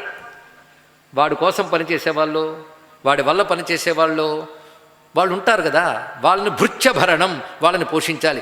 ఇది అన్ని వర్ణముల వారికి సామాన్య ధర్మములే. 9 గుర్తుపెట్టుకున్నారు కదా. అక్రోధ, సత్యవచనం, సంవిభాగ, క్షమ, పరదార వ్యామోహం లేకుండా, శౌచము, అద్రోహము, ఆర్జవము, భృత్యభరణం, ఇవి ప్రతి వారికి సార్వవర్ణిక ధర్మములు అని చెప్పారు. ఇందులో ఇప్పుడు ప్రత్యేక ధర్మాలు ఇప్పుడు చెప్తున్నాడు. విశేష ధర్మములు. ఇంతవరకు అందరికీ ధర్మములు చెప్పేశాడు. విశేష ధర్మములు ఏంటంటే బ్రాహ్మణుడు. వీడికి చెప్తున్నది, ఇతడికి దమము శమము చాలా ప్రధానమన్నారు. దమము శమము ఇది గుర్తుపెట్టుకోవాల్సింది. దమము అంటే బాహ్య ఇంద్రియాలను నిగ్రహించడం, శమము అంటే మనస్సును నిగ్రహించడం. ఇది అందరికీ అవసరమే, బ్రాహ్మణుడికి ఇంకా ఎక్కువ అవసరం. ఎందుకంటే వాడు తపస్వి కావాలి. వాడి తపస్సు లోకాన్ని కాపాడుతుంది. ఒక బ్రాహ్మణుడు తన తపస్సు తాను చేస్తే ఆ తపస్సు వల్ల వాడు కాపాడబడ్డం కాదు, ఊరు బాగుపడుతుందండి. దైవశక్తిని తీసుకొస్తాడు వాడు, మంత్రశక్తిని తీసుకొస్తాడు. వాడి వల్ల కరువు కాటకాలు కూడా లేకుండా కాపాడగలడు. ఎందుకంటే వాళ్ళ తపశ్శక్తి ఉండాలి. తపశ్శక్తికి అవసరం దమము శమము. ఈ 2 చాలా అవసరం. ఇది ఎవరికైనా అవసరమే కానీ వాడికి ఎక్కువ అవసరం ఉంటాయి. ఎందుకో తెలుసా? చిన్న ఉదాహరణ. ఎక్సర్సైజ్, వ్యాయామం ఎవరికి అవసరం చెప్పండి? వ్యాయామం ఎవరికి అవసరం? ఆరోగ్యంగా ఉండాలనుకుని అందరికీ అవసరం కదా. కానీ ఒక సోల్జియర్కి వ్యాయామం చాలా అవసరం. అవునా లేదా చెప్పండి? ఒక సోల్జియరు మనలా కాదు, చాలా కఠిన వ్యాయామం చేస్తాడు. మనం వాకింగు, కాస్త జాగింగు, కాస్త లిఫ్టింగు చేస్తే చాలు. కానీ సోల్జర్ ఎంత చేయాలంటే కొండలెక్కాలి, కోనలెక్కాలి, ఆహార నియమం పాటించాలి, ఎంతో వ్యాయామం చేయాలి ఆయన. ఎందుకు తెలుసా? దేశాన్ని రక్షిస్తున్నాడు గనక. దేశ రక్షణ కోసం వాడికి అంత వ్యాయామం అవసరం. అలాగే ధర్మరక్షణ కోసం విప్రుడికి అంత అవసరము అని చెప్పాడు. అందుకే విప్రుడు భోగాల వైపు వెళ్ళకూడదు. ఇతరులు భోగం సుఖం అనుభవించవచ్చు, కానీ విప్రుడు మాత్రం భోగం కంటే తపస్సుకు ప్రాధాన్యం ఇవ్వాలి. ఇహ క్లేశాయ తపసే ప్రత్యత్వనుపమం సుఖం నతు భోగార్థాయ కల్పతే అన్నాడు. భోగాలను అనుభవించి సుఖంగా ఉండాలని కాదు. బ్రాహ్మీ ముహూర్తం నిద్రలేచి జపం చేసి తపం చేసుకుని అగ్నిహోత్రం చేసుకుని ఇవన్నీ చేసినప్పటిగా మధ్యాహ్నం అయిపోతుంది. ఏం తింటాడండి? తర్వాత శాస్త్రాలు అధ్యయనం చేయాలి, అది నేర్పాలి. ఇలా ఉంటాడు వాడు. వాడి ధర్మములు ఇవి కనుక దమము శమము వాడి ధర్మములు. దానితో పాటు అధ్యయన అధ్యాపన అంటే తాను బాగా శాస్త్రంలో అధ్యయనం చేయాలి, ఇతరులకు నేర్పాలి. అదేవిధంగా దాన ప్రతిగ్రహణ. ఇంత తపస్సు చేశాడు కనుక ఇంకొకరి నుంచి దానం పుచ్చుకునే అర్హత పడుకుంది. తాను ఇంకొకరికి దానం చేయాలి. యజన యాజన, యజ్ఞం చేస్తాడు, యజ్ఞం చేయిస్తాడు. యజన యాజన, అధ్యయన అధ్యాపన, దాన ప్రతిగ్రహణ అనే 6 కర్మలు వాడికి విధింపబడ్డాయి. అంతేకాదు అతను ఎలా ఉండాలంటే నిష్ఠతో జీవించాలి ఎల్లవేళలా. కాని పథంబునం జనక కారుణికత్వము కల్గి శాంతిమయి తానడవంగా విప్రునకు ఉదాత్త ధనం వడగూడెనేని. ఎప్పుడు కూడని మార్గంలో సంపాదించరాదు. దయ కలిగి ఉండాలి, శాంతి కలిగి ఉండాలి. దయ అందరికీ ధర్మమేనండి, ఇది బాగా తెలుసుకోవాల్సింది. దయ అందరికీ ధర్మమే, కానీ దయ అనేది విప్రుడు చూపించాలి. ఎందుకంటే కంచి పరమాచార్య చంద్రశేఖరేంద్ర సరస్వతి స్వామివారు ఒక మాట అనేవారు. బ్రాహ్మణుడు ఎందుకు జాగ్రత్తగా ఉండాలంటే వాడిది గురుస్థానం. గురువు జాగ్రత్తగా ఉంటేనే శిష్యుడు జాగ్రత్తగా ఉంటాడు. అవునా కదండి? గురువు చెప్పడమే కాదు, చేసి చూపించాలి, అలా ఉండాలి. అందుకే గురుస్థానంలో ఉన్నవాడు కనుక వాడు ఇంకా జాగ్రత్తగా ఉండాలి అని బోధించారు వాడికి. ఆ విధంగా ఉండాలి అని. కూడని మార్గాల్లో వెళ్ళకూడదు, శాంతిగా ఉండాలి, దయ కలిగి ఉండాలి. ఇది చాలా ముఖ్యమైనది. దయ అందరికీ కావాలి. రాజుకు కూడా దయ ఉండాలని చెప్పారు. మరి యుద్ధం చేస్తే దయ ఉండదు కదండి అంటే అందుకో మాట చెప్పారు, యుద్ధంతో జయం సాధించాలని రాజు ఎప్పుడూ అనుకోకూడదు, యుద్ధం లేకుండానే జయం సాధించే ప్రయత్నాలు చేయాలన్నారు. ఎంత అందమైన మాట అండి. అందుకే ప్రపంచం మొత్తం మీద ఇతర దేశాల మీద దండయాత్ర చేయని దేశం భారతదేశం మాత్రమే. అది తెలుసుకోవాలి. ఇక్కడ యుద్ధంతో జయించాలనుకోలేదు. ఇప్పుడు కూడా డిప్లొమసీ, ఎంత చక్కటి వ్యవహారాలు చేస్తూ గెలవాలి మనం. అందుకే అయుద్ధేనైవ విజయం వర్ధయేద్వసుధాపతి. ఇలాంటి వాక్యాలు చెప్పాలండి. యుద్ధం చెయ్యకుండా దేశ సంపదను పెంచాలి. అందుకని ఎవడి మీదో యుద్ధం చేసి ఆ సంపదలను లాక్కొచ్చి నీ దేశాన్ని అభివృద్ధి చేయాలనుకోకు. ఒకరిని ఏడిపించి సంపాదించేది ఏదైనా నిన్ను ఎప్పటికైనా ఏడిపిస్తుంది. ఇది గుర్తుపెట్టుకో, ఇది దృష్టి పెట్టుకోవాలి. ఒకరిని బాధించి అక్రమంగా సంపాదించినది భవిష్యత్తులో నిన్ను బాధించి తీరుతుంది. అక్రమార్జన ఎప్పుడైనా బాధించి తీరుతుంది. అందుకే రాజు విజయం ఎప్పుడు విజయం యుద్ధేన చ నరాధిప ధర్మేణ నిధన శ్రేయో న జయ పాపకర్మణ. అంతేగాని యుద్ధము హింస అనేది పాపకర్మే. అయితే తప్పనిసరి అయినప్పుడు దుష్టత్వం విజృంభించినప్పుడు రాజు యుద్ధం చేస్తాడే తప్ప చీటికి మాటికి యుద్ధాలతో గెలవాలనుకోకూడదు. ఇలాంటిది ప్రపంచానికి చూపిస్తే, ప్రపంచ దేశాలకు పాఠం చెప్తే యుద్ధాలు లేని శాంతి ప్రపంచమంతా ఉంటుందా లేదా చెప్పండి. ఇక్కడ అని ప్రపంచానికి శాంతి సందేశం చెప్పగలిగే శక్తి భారతదేశానికి ఉంది అంటే ఇదిగో ఈ మాటల వల్ల ఉన్నది. అందుకే 1960 60స్లో ఒక విషయం జరిగింది. యునైటెడ్ నేషన్స్ అందరికీ తెలుసు కదా, అంతర్జాతీయ సమితి.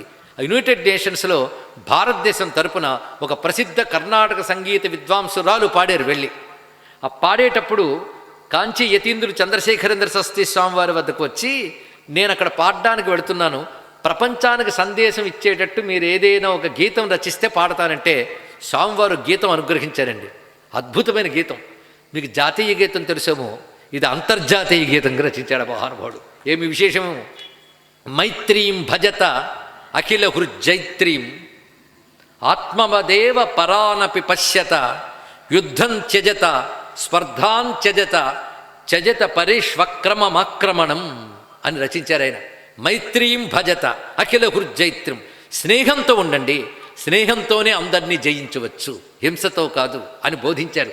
మైత్రీం భజత అఖిల హృజైత్రీం ఆత్మవదేవ పరానపి పశ్యత, ఇతరుల్ని నీలా చూడు అన్నారు. ఈ మాట ఎంత గొప్ప మాట అండి. ఒక్క కృష్ణ పరమాత్మ, భారతము, హిందూ మతమే చెప్తాయి ఇతరుణ్ణి నీలా చూడు, అంతేగాని అన్నదమ్ముల్లా చూడు అన్నారు. అన్నదమ్ముల్లో చూడడం ఏంటంటే అన్నదమ్ములందరూ కోర్టుల్లోనూ కొట్టుకుంటున్నారు, అవునా లేదా? నువ్వా నేనా అని జుట్లు పీక్కుంటున్నారు. అన్నదమ్ముల్లో చూడడం లేదు, నీలా చూడన్నది ఎంత గొప్ప మాట అండి ఇక్కడ.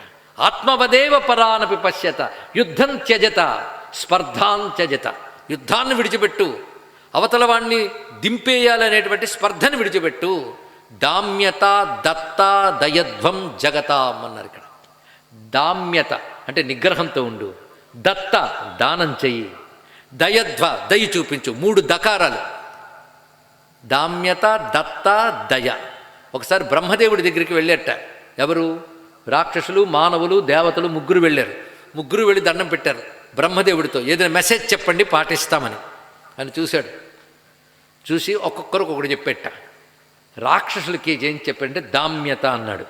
రాక్షసులకు బాగా బలం ఉంటే ఇంకోటి మీద పడిపోతారు, అదే కదా. అందుకే వాళ్ళకి దామ్యత అంటే నిగ్రహంతో ఉండండి అని వాళ్ళకి మెసేజ్ ఇచ్చాడు. వాళ్ళకి కావలసిన నిగ్రహం. దేవతలకి ఏం చెప్పాడు తెలుసా? దయధ్వం, దయ చూపించాడు ప్రజలందరికీ అని దేవతలకు చెప్పాడు. మానవులకి ఏం చెప్పాడు తెలుసా? దత్త దానం చేయండి అని చెప్పాడు. ఇది మూడు మనకే చెప్పాలి. ఎందుకంటే మనలోనే దానవులు ఉన్నారు, మనలోనే దేవతలు ఉన్నారు, మనలోనే మానవుడు ఉన్నాడు, అవునా లేదా? మామూలుగా ఆలోచిస్తే మానవులం, మంచిగా ఆలోచిస్తే దేవతలం, చెడుగా ఆలోచిస్తే రాక్షసులం. చెప్పండి, ఇప్పుడు ముగ్గురు ఎక్కడున్నారు? మనలోనే ఉన్నారు ఇక్కడ. కనుక నీలో మానవుడు దానం చేసే స్వభావం పెంచుకో, నీలో దైవగుణం ఇంకోరి పెట్ల దయ చూపించు, నీలో రాక్షస గుణం నిగ్రహించుకో అని చెప్పారు. అయిపోయింది ఇక్కడ. ఈ 3 ఉపనిషత్తుల్లో చెప్పారు. అది తీసుకుని మా గురువుగారు, అంటే మనందరి గురువు గారు, మరో శంకరాచార్యులైన పరమాచార్యులు వారు అంత చక్కగా చెప్పారు. దామ్యత దత్త దయధ్వం జగతాం శ్రేయో భూయాత్ సకల జనానాం. సర్వజనులకు శ్రేయస్సు కలుగ్గాక. ఇదండి భారతీయ నినాదం, భారతీయ హృదయధ్వని, భారతీయ కంఠఘోష. ఎంత గొప్ప చెప్పారు. అందుకే ఇది ప్రధానంగా యుద్ధం లేకుండానే రాజ్యాన్ని పెంచుకోవాలి అని చక్కగా తెలియజేసి, రాజధర్మముల్లో అది ప్రధానం సుమా. రాజైన వాడు చేయవలసింది ఏంటంటే, రాజైన వాడు ప్రజలకి అనురాగముగా పాలన చేయాలి. దుష్టుల నుంచి రాజ్యాన్ని కాపాడడానికి అవసరమైతే యుద్ధం చేసి పరాక్రమం చూపిస్తాడు. పైగా రాజైన వాడు యజ్ఞం చేస్తాడు కానీ చేయించడు, దానం చేస్తాడు కానీ ప్రతిగ్రహణం చేయడు. అంటే 6 కర్మలు బ్రాహ్మడికి చెప్పారు, అందులో 3 ఇతరికి చెప్పబడుతున్నాయి. యజ్ఞం చేస్తాడు, చేయించడు. అదేవిధంగా దానం చేస్తాడు, ప్రతిగ్రహణం చేయడు. శాస్త్రం నేర్చుకుంటాడు కానీ నేర్పే పని పెట్టుకోడు. ఈ విధంగా రాజు అయిన వాడు ఉంటాడు. ఇక వైశ్యులు చేయవలసింది ఏమిటి అంటే, వాళ్ళు శాస్త్రాలను నేర్చుకోవడం, దానం చేయడం, యజ్ఞం చేయడం చేస్తూ శుద్ధమైన ఆర్జనతో జీవించాలి. శుద్ధమైన ఆర్జన అంటే అన్యాయము లేకుండా సరైన పద్ధతిలో క్రయ విక్రయాలు చేస్తూ జీవించాలి. ఆ వచ్చిన ధనంతో తాను రక్షించబడుతూ వాణిజ్యాన్ని చేయవలసిన బాధ్యత వాళ్ళకున్నది. ఇక 4వ వర్ణం వాళ్ళ పని అనేక రకాల వృత్తులు. మిగిలిన 3 వర్ణముల వారు వీడి వల్ల పోషింపబడుతుంటారని చెప్పాడు. ఎంత గొప్ప విషయం అండి. వాళ్ళకి కావలసినవన్నీ సమకూర్చేదే 4వ వర్ణం వాళ్ళు. వీళ్ళు అనేక రకాల వృత్తులు, శ్రమలు చేసి పోషిస్తూ ఉంటారు.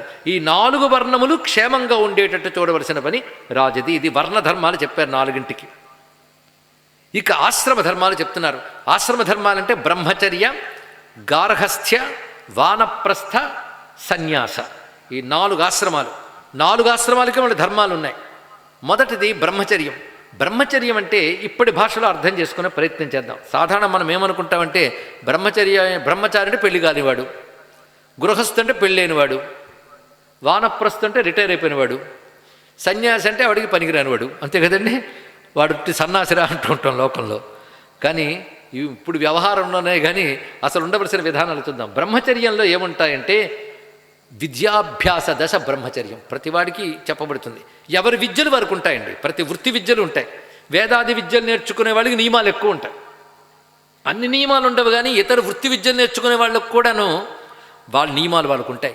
విద్యార్థి దశ ఎలా ఉండాలో చెప్తున్నారు. విద్యార్థి దశలో గురు శుశ్రూష చేయాలి. ఇది ముఖ్యం. గురువుని సేవించాలి. గురువులు చెప్పింది వినడమే కాదు, గురువుని సేవించుకోవాలి ఇక్కడ.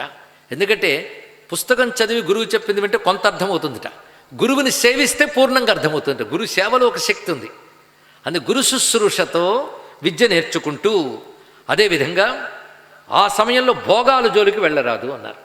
అంటే పిల్లలకి భోగాకాంక్ష ఉండకూడదు, వాళ్ళకి లగ్జరీసు కంఫర్ట్స్ కాదు నేర్పవలసింది, కష్టపడ్డం నేర్పాలి, సుఖదుఖాలను తట్టుకోవడం నేర్పాలి.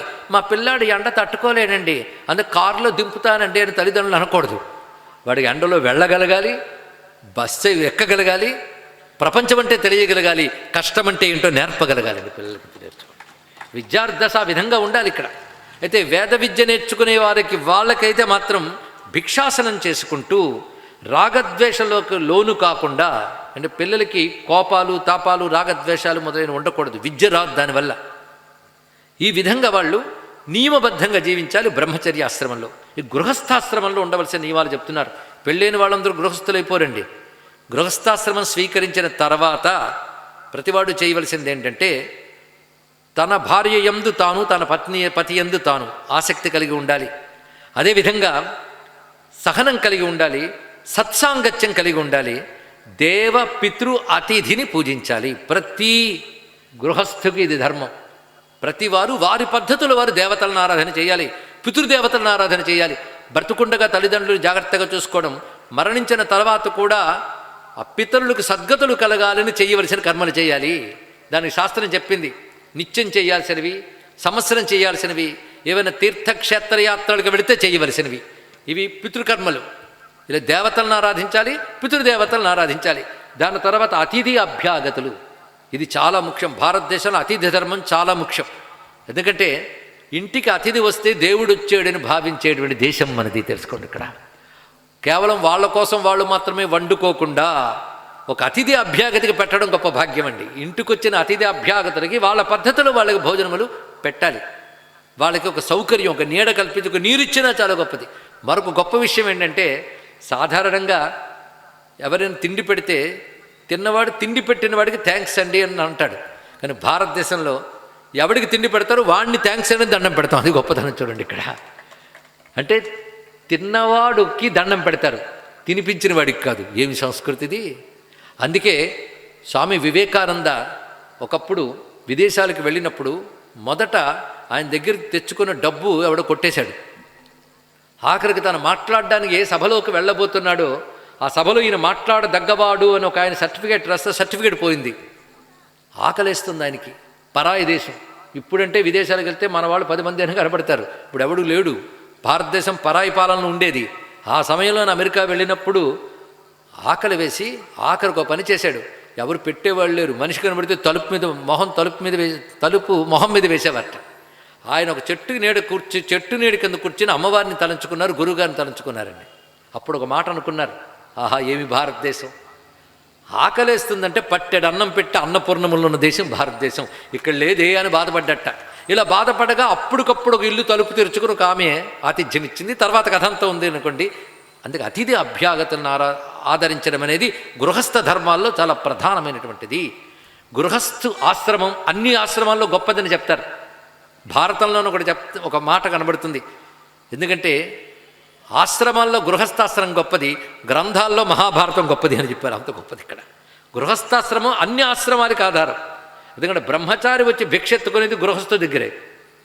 సన్యాసిని కూడా సన్యాసి సంపాదించరు కదా, అతన్ని పోషించేందుకు గృహస్థాశ్రమే. కానీ గృహస్థాశ్రమం చాలా గొప్పది. కొంతమంది గృహస్థాశ్రమంలోనే ఆగిపోయి అక్కడే పవిత్రంగా ఉండి ముక్తి పొందిపోవచ్చు. మిగిలిన 2 ఆశ్రమాలకు వెళ్ళని అవసరం లేదు. పైగా మిగిలిన 2 ఆశ్రమాలకు కూడా క్షత్రియుడు, విప్రుడు, వానప్రస్థాశ్రమం ఉండేది ఆ రోజుల్లో. వానప్రస్థాశ్రమం అంటే గృహస్థాశ్రమంలో ఉంటూ రాజ్యపాలన చేస్తూ పిల్లల్ని చక్కగా తీర్చిదిద్ది పిల్లలకి రాజ్యం అప్పగించి తాను భోగములని విడిచిపెట్టి కేవలం అరణ్యాలకు వెళ్ళి నిత్యకృత్యాలు చేసుకుంటూ దైవతారాధనలు చేసుకుంటూ యజ్ఞయాగాది కర్తవ్యులు చేసుకుంటూ అరణ్యాల్లో ఉంటాడు. వానప్రస్థాశ్రమం అంటే ఇది. భార్య వస్తానంటే తీసుకువెళ్ళాలట. ఆమె నేను రాను పిల్లలతోనే అంటానంటే ఈయన ఒక్కడే వెళ్ళాలండి. వానప్రస్థాశ్రమం. ఇక సన్యాసాశ్రమం వచ్చేటప్పటికల్లా అంతవరకు చేస్తున్న అగ్నిహోత్రాది కర్మలన్నీ కూడా పరిత్యజించి కేవలం ప్రణవచింతన చేస్తూ లోకానికి దూరంగా ఉంటూ లౌకిక విషయాల మనస్సులోకి తీసుకురాకుండా ఆత్మ విషయమే అన్వేషణ చేయాలి. అది సన్యాసాశ్రమం అని చెప్పారు ఇక్కడ. ఎందుకంటే ఎంతకాలం లోకంలో చెప్పండి, కొంతకాలానికి లోకం నీకుండదు, లోకానికి నువ్వు ఉండవు. ఇప్పుడు పెట్టుకున్న వాసనల వల్ల మళ్ళీ జన్మలెత్తొద్దు, దుఃఖాలు అనుభవించాలి. మళ్ళీ జన్మరాహిత్యమైన మోక్షం కోసం కావాలి అంటే సన్యాస ధర్మం శ్రేష్టము అని చెప్పారు ఇక్కడ. ఇక్కడ తెలుసుకోవాల్సినది సన్యాసాలు మళ్ళీ అనేక రకాలు ఉంటాయి. కాషాయాంబరం స్వీకరించే సన్యాసాశ్రమ దీక్ష వేరే ఉంది. ఇప్పుడు ఆ ఆశ్రమ వ్యవస్థ కూడా పాడైపోయింది. ఎవడు పెడితే వాడు రంగు బట్టలు వేసుకుని బయలుదేరిపోతే వాడే సన్యాసం అనుకుంటాం మనం ఇక్కడ. అది సన్యాసం కాదు. సన్యాసానికి ఒక నియమం ఉంది, ఒక పద్ధతి ఉంది. గృహస్థాశ్రమంలో ఉంటూనే సన్యాసిగా ఉండవచ్చుటండి. ఇది నేర్చుకుందాం, అందరూ చేయొచ్చేది. కనుక బ్రహ్మచర్యాశ్రమ విద్య నేర్చుకుని గృహస్థాశ్రమంలోకి వెళదాం. ఈ విషయం భారతంలో కనబడుతుంది, స్కంద పురాణంలో కూడా చెప్తారు. అక్కడ చెప్పింది ఇక్కడ చెప్పిన వ్యాసుడు. ఇది అందరికీ పనికొస్తుందేమో నేను చెప్తాను. ఒక్క గృహస్థాశ్రమంలో మిగిలిన 3 ఆశ్రమాలు ఎలా సాధించాలో చెప్తాం. గృహస్థాశ్రమంలో ఉన్నప్పుడు మీరు శాస్త్రాలు అధ్యయనం చేస్తూ పెద్దల ద్వారా వింటూ జ్ఞానం తెలుసుకుంటూ ఉంటే గృహస్థాశ్రమంలో బ్రహ్మచర్యం అండి. ఏది గృహస్థాశ్రమం పాటిస్తూ, ఆ ధర్మం పాటిస్తూ బ్రహ్మచర్యం కూడా పాటించవచ్చు. వానప్రస్థం గృహస్థాశ్రమంలో ఏదో తెలుసుకుందాం. పెద్దవాళ్ళు అయ్యారు గృహస్థాశ్రమంలో, పిల్లలు చేతికి అందొచ్చారు, వాళ్ళ పనులు వాళ్ళు చేసుకుంటున్నారు. అప్పుడు ఏం చేయాలి? పెద్దవాడయ్యాక ఇంకా తాను వ్యవహారాల్లో తలదూర్చకుండా తన మానాన తాను ఉంటూ సమయానికి ఆరోగ్యానికి అవసరమైన భోజనం చేస్తూ భగవచ్చింతన చేస్తూ ఉంటే గృహస్థాశ్రమంలో వానప్రస్థాశ్రమం. ఇంకా గృహస్థాశ్రమంలో సన్యాసము అంటే ఈ వ్యవహారాలు ఇంకా బాగా తగ్గించుకుని కేవలం ఆత్మజ్ఞానము భగవదుపాసన చేసుకుంటూ కూర్చుంటే గృహస్థాశ్రమంలోనే సన్యాసం వచ్చింది. చెప్పండి, ఇక్కడ వేరే వస్త్రాలు మార్చక్కర్లేదు. కనుక గృహస్థాశ్రమం ఎంత గొప్పదంటే మిగిలిన 3 ఆశ్రమాలు గృహస్థాశ్రమంలో చేయవచ్చు. మిగిలిన ఆశ్రమాల్లో గృహస్థాశ్రమం చేస్తానంటే కుదరదు. ఎందుకంటే సన్యాసి నేను గృహస్థగా ఉంటానంటే పనికొస్తుందండి, కింద పడిపోతాడు. అవునా లేదా? కానీ గృహస్థు సన్యాసిలా ఉండొచ్చు, కానీ సన్యాసి గృహస్థులా ఉండకూడదు. అవునా లేదా చెప్పండి? కానీ గృహస్థాశ్రమంలో 3 ఆశ్రమాలు పాటించవచ్చు. బ్రహ్మచారి గృహస్థులా ఉండాలనుకోవచ్చా? మహాపాపం. కానీ గృహస్థ ధర్మం పాటిస్తూ బ్రహ్మచర్యం పాటించవచ్చు. అదేంటో తర్వాత చెప్తారు ఇక్కడ. తాను తన భార్యతో ఉంటూనే బ్రహ్మచర్యం ఎలా పాటించాలో తర్వాత చెప్తాడు ఇక్కడ. పుణ్యతిథులు ఏవైతే వస్తాయో ఆ సమయంలో భార్యా సాంగత్యం కూడా దూరం పెట్టుకోవాలట. అవేమిటంటే పూర్ణిమ, అమావాస్య, చతుర్దశి, సప్తమి, ఆదివారం, జన్మతిథి, ఇవి చెప్పారు ఇక్కడ. ఈ సమయంలో బ్రహ్మచర్యం పాటిస్తే గృహస్థాశ్రమంలో బ్రహ్మచర్యం. చూడండి ఇక్కడ ఇవన్నీ చాలా విశేషం. ఇవి పాటిస్తే గృహస్థాశ్రమం నుంచి మోక్షం పొందవచ్చయ్యా అన్నాడు ఇక్కడ. ఒక దశ వచ్చేటప్పటికల్లా భోగ విషయాలు తగ్గించుకుంటూ వెళ్ళాలి. అది వానప్రస్థాశ్రమం. అదేవిధంగా ఇంకా లౌకిక చింతన పూర్తిగా విడిచిపెట్టి ఈశ్వర చింతన మాత్రమే ప్రధానంగా ఉంటే అదే సన్యాసాశ్రమం. చూసారా? ఈ విధానములన్నీ చెప్పారు. అయితే సన్యాసాశ్రమ దీక్ష తీసుకోవలసిన పద్ధతులు మాత్రం వేరు. ఎవరు నిత్యాగ్నిహోత్రాది కర్మలు చేస్తారో వాళ్ళ అగ్నిహోత్ర కర్మల్ని తమలోనే త్యాగం చేసుకుని ఇంకా కర్మలు విడిచిపెట్టి వెళ్ళిపోతారు ఏకాంతానికి. అది సన్యాసాశ్రమం. అసలు అగ్నిహోత్ర కర్మలే లేనప్పుడు ఇంక సన్యాసాశ్రమం అని చెప్పండి ఇక్కడ. అందుకే ఇప్పుడు నేను ప్రాక్టికల్గా ఎలా ఉండాలో ఇప్పుడు మనం వివరించుకున్నాం. ఇది వర్ణ ఆశ్రమ ధర్మములు అంటే ఇవి. ఈ వర్ణాశ్రమ ధర్మములు చక్కగా నడిచేటట్టు చూడవలసిన వాడు పాలకుడైన వాడు చూస్తాడు సుమా. అన్ని ధర్మాలు రాజధర్మాన్ని ఆధారం చేసుకుని ఉంటే ఒకటే మాట. రాజు సరిగ్గా ఉంటేనే ఎవరి ధర్మం వారు పాటిస్తారు. ధర్మం వ్యతిక్రమిస్తే శిక్షిస్తాడు రాజు. అని యతోహి సర్వవర్ణానాం, అన్ని వర్ణములు కూడాను యజ్ఞం చేయాలి అన్నారు. యజ్ఞం అంటే అన్ని వర్ణములు యజ్ఞం చేయాలి. భారతీయ సంస్కృతి పేరు యజ్ఞ సంస్కృతి. యజ్ఞం అంటే అగ్నిహోత్రంలో నెయ్యి పోయడం మాత్రమే కాదండి. యజ్ఞం అంటే ఆరాధన. ఇది తెలుసుకోండి. ఆరాధించుట, దేవతలను ఆరాధన చేయాలి అన్నారు ఇక్కడ. దేవతలను ఆరాధించాలి. ప్రతివాడు 5 ఎప్పుడూ పాటించాలి భారతదేశంలో. గృహస్థుకి ఇంకా అవసరం. మొదటిది దేవతలు. దేవతలను ఆరాధించాలి. ఎందుకో తెలుసా? దేవతలు ఏదో ఇస్తారని కాదు, ఎన్నో ఇచ్చారని దేవతలను ఆరాధించాలి. ఎన్నో ఇచ్చారు దేవతలు. తెలుసుకోండి ఇక్కడ. ఇవాళ ఇంద్రియాలు పనిచేస్తున్నాయంటే దేవతల అనుగ్రహం వల్ల. తెలుసా మీకు? కంటికి సూర్యుడు అధిదేవత, చెవికి దిక్పాలకులు అధిదేవతలు, నాలిక తడికి వరుణుడు అధిదేవత, మాటకి అగ్ని అధిదేవత, కాలి గమనానికి విష్ణువు అధిదేవత. ఇలా ఒక్కొక్క ఇంద్రియానికి ఒక్క అధిదేవత ఉంటాడు. చేతికి ఇంద్రుడు అధిదేవత. మీరు చేసుకున్న పుణ్యాలు బట్టి దేవతల శక్తిని ఇక్కడ ఇస్తారు. అలాగే మీరు బయట చూసే ప్రపంచంలో అగ్ని, సూర్యుడు, నీరు, ఇవన్నీ దేవతలు. ఇప్పుడు చెప్పండి, దేవత కానిదేది? ప్రకృతిని శాసించే ఈశ్వర శక్తులే దేవతలు. వాడు చుట్టూ ఉన్నారు, మీ శరీరంలో ఉన్నారు. ఇప్పుడు ఆ దేవతలు ఏదో ఇచ్చారని పూజించారు తప్ప ఏదో ఇవ్వాలని పూజించడం కాదు. ఇన్ని ఇచ్చినందుకు దేవతలకు కృతజ్ఞత చెప్పాలి. కృతజ్ఞతే యజ్ఞం. కృతజ్ఞత చూపించకపోతే కృతజ్ఞత అనే దోషం వస్తుంది. దేవతలను ఆరాధిస్తే పుణ్యం వస్తుందో లేదో తెలియదు, కానీ చెయ్యకపోతే పాపం వస్తుందని తెలుసుకోండి. అందుకే దేవతలను ఆరాధన చేసుకోవాలి ప్రతిరోజు. వాళ్ళకి గ్రాటిట్యూడ్, కృతజ్ఞత. హిందూ మతం పేరే కృతజ్ఞతా ధర్మం. అందుకే ఏమిస్తావయ్యా అని ఆలోచించం, ఏమి ఇవ్వాలని ఆలోచిస్తాం తెలుసుకోండి ఇక్కడ. అందుకే దేవతలను ఆరాధించాలి. రెండవది పితృదేవతలను ఆరాధించాలి తెలుసుకోండి. రెండవది ఏంటి? పితృదేవత. ఇది గృహస్థ ధర్మం. పితృదేవతలను ఆరాధన చేయాలి. అంటే తండ్రి తాత వాళ్ళని మరువరాదు. ఒక ఆయన అన్నాడు, పోయి ఎక్కడున్నారో తెలియదు తండ్రి తాత, వాళ్ళ కోసం కర్మ ఎందుకు చేయాలండి అని అడిగాడు. పోయి వాళ్ళు ఎక్కడున్నారో తెలియదు కానీ వాళ్ళ వల్ల పుట్టి నువ్వు ఇక్కడున్నావు కనుక బ్రతుకున్నంతకాలం వాళ్ళని తలంచుకొని చేయాలి. ఇదే తెలుసుకోండి ఇక్కడ. ఒకసారి ఔరంగజేబు తెలుసు కదా మీకు, పరమ దుర్మార్గుడు. ప్రపంచ చరిత్రలో అంత క్రూర కిరాతకుడు మరొకడు లేడు. రాక్షసుడు. అని రాక్షసుడితో పోలిస్తే రాక్షసులు సిగ్గుపడతారు, అంతకంటే క్రూరుడు వాడు. అలాంటి పాపాత్ముడు వాళ్ళ అన్నదమ్ముల్ని చంపాడు. వాడు తమ్ముడు చాలా మంచివాడే. ఆ తమ్ముడి తల నరికి రోడ్డు మీద ఊరేగించాడండి తలని. అంత కిరాతకుడు. వాళ్ళ నాన్న జైల్లో బంధించాడు. అప్పుడు వాళ్ళ నాన్నని అరెస్ట్ చేసాక ఆయన పైనుంచి యమునా నదిని చూస్తున్నాడు. వాళ్ళ నాన్న ఎవరు? షాజహాన్. చూస్తూ ఉంటే అక్కడ యమునా నదిలో ఎవడో హిందువు పితృకర్మ చేస్తున్నాడు. అదేమిటి వాళ్ళు చేస్తున్నారు అంటే, వాళ్ళ తండ్రి తాతల్ని సద్గతి కలగాలని చేస్తున్నారు అంటే, అయ్యో ఎంత గొప్పది భారతీయ సంస్కృతి, నా కొడుకున్నాడు బతుకుండగానే ఈ పని చేస్తున్న బాధపడ్డట. ఇది తెలుసుకోండి ఇక్కడ. అందుకే పితృ దాంతో ఋషులు, ఇది మర్చిపోవద్దండి. ఋషుల రుణం తీర్చుకోవాలి. ఋషుల రుణం ఎలా తీర్చుకుంటారంటే, ఋషులు ఇచ్చిన జ్ఞానాన్ని గురువుల ద్వారా విని మననం చేస్తూ పాటించితే ఋషి రుణం తీరుతుంది. ఈ 3 రుణాలు తీర్చుకునేవాడికి భూమి మీద బ్రతికే అర్హత లేదని తెలుసుకోండి ఇక్కడ. కానీ దేవరుణం, పితృరుణం, ఋషి రుణం. అందుకు రామాయణం వినడం, ఒక భారతం వినడం, ఒక పురాణం వినడం ఎందుకు? ఋషి రుణం తీర్చుకోవడానికి. అది వినాలి. అంత జ్ఞానం ఋషులు ఇస్తే ఏమి తెలుసుకోకుండా బతికిస్తామండి?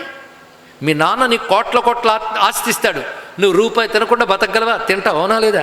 అది ఋషులు మనకి ఇంత జ్ఞానం అనే ఆస్తి ఇచ్చారు.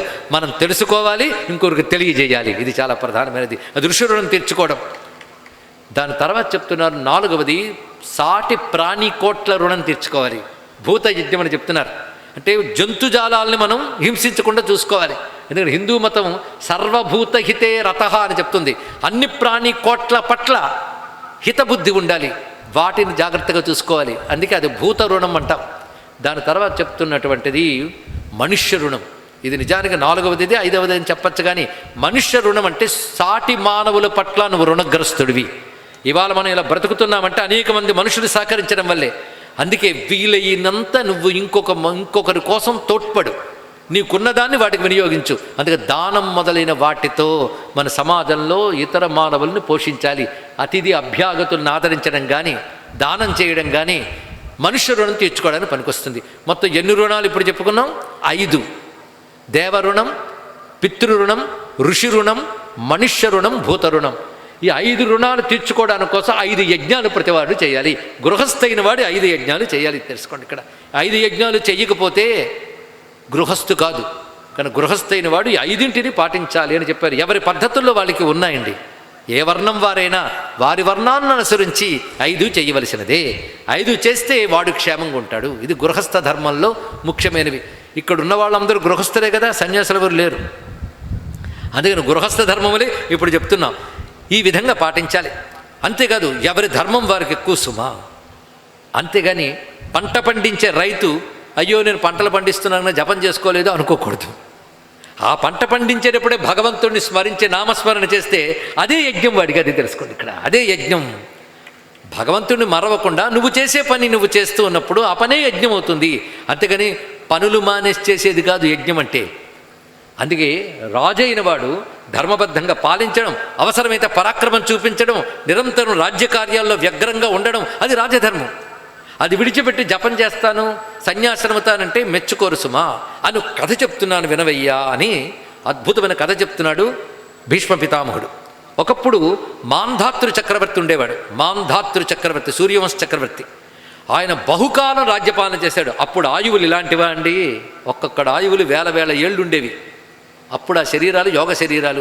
రాముడి కంటే పూర్వీకుడి మాంధాతృ చక్రవర్తి. అద్భుతమైన రాజు. షోడశ చక్రవర్తుల్లో ఒకడని చెప్తారు. ఆయన పేరు తలంచుకుంటే పాపాలు పోతాయిట. అలాంటి మాంధాతృ చక్రవర్తి అద్భుతంగా రాజ్యపాలన చేశారు. రాజ్యపాలన అంటే ఏమిటో మునిపి మీకు చెప్పుకున్నాం, ఎలా పాలించాలి అని. ఇది పాలించేటప్పుడు యజ్ఞయాగాది క్రతువులు రాజు చేయాలి. ఎందుకో తెలుసా? దేశక్షేమం కోసం, ప్రజల క్షేమం కోసం. ఒక్కొక్కప్పుడు దేశానికి అరిష్టాలు వస్తూ ఉంటాయి. గ్రహదోషాలు ఏవైనా వస్తే దేశానికి కరువు కాటకాలు మొదలైన వస్తాయి, అగ్ని ప్రమాదాలు మొదలైన ప్రకృతి భయాలు వస్తాయి. అవి ముందు తెలుసుకోవాల్సింది వారు పురోహితుడు. అందుకే రాజు దగ్గర మంత్రులు సామంతులతో పాటు పురోహితుడు అనేవాడు ఉండాలని చెప్పారు.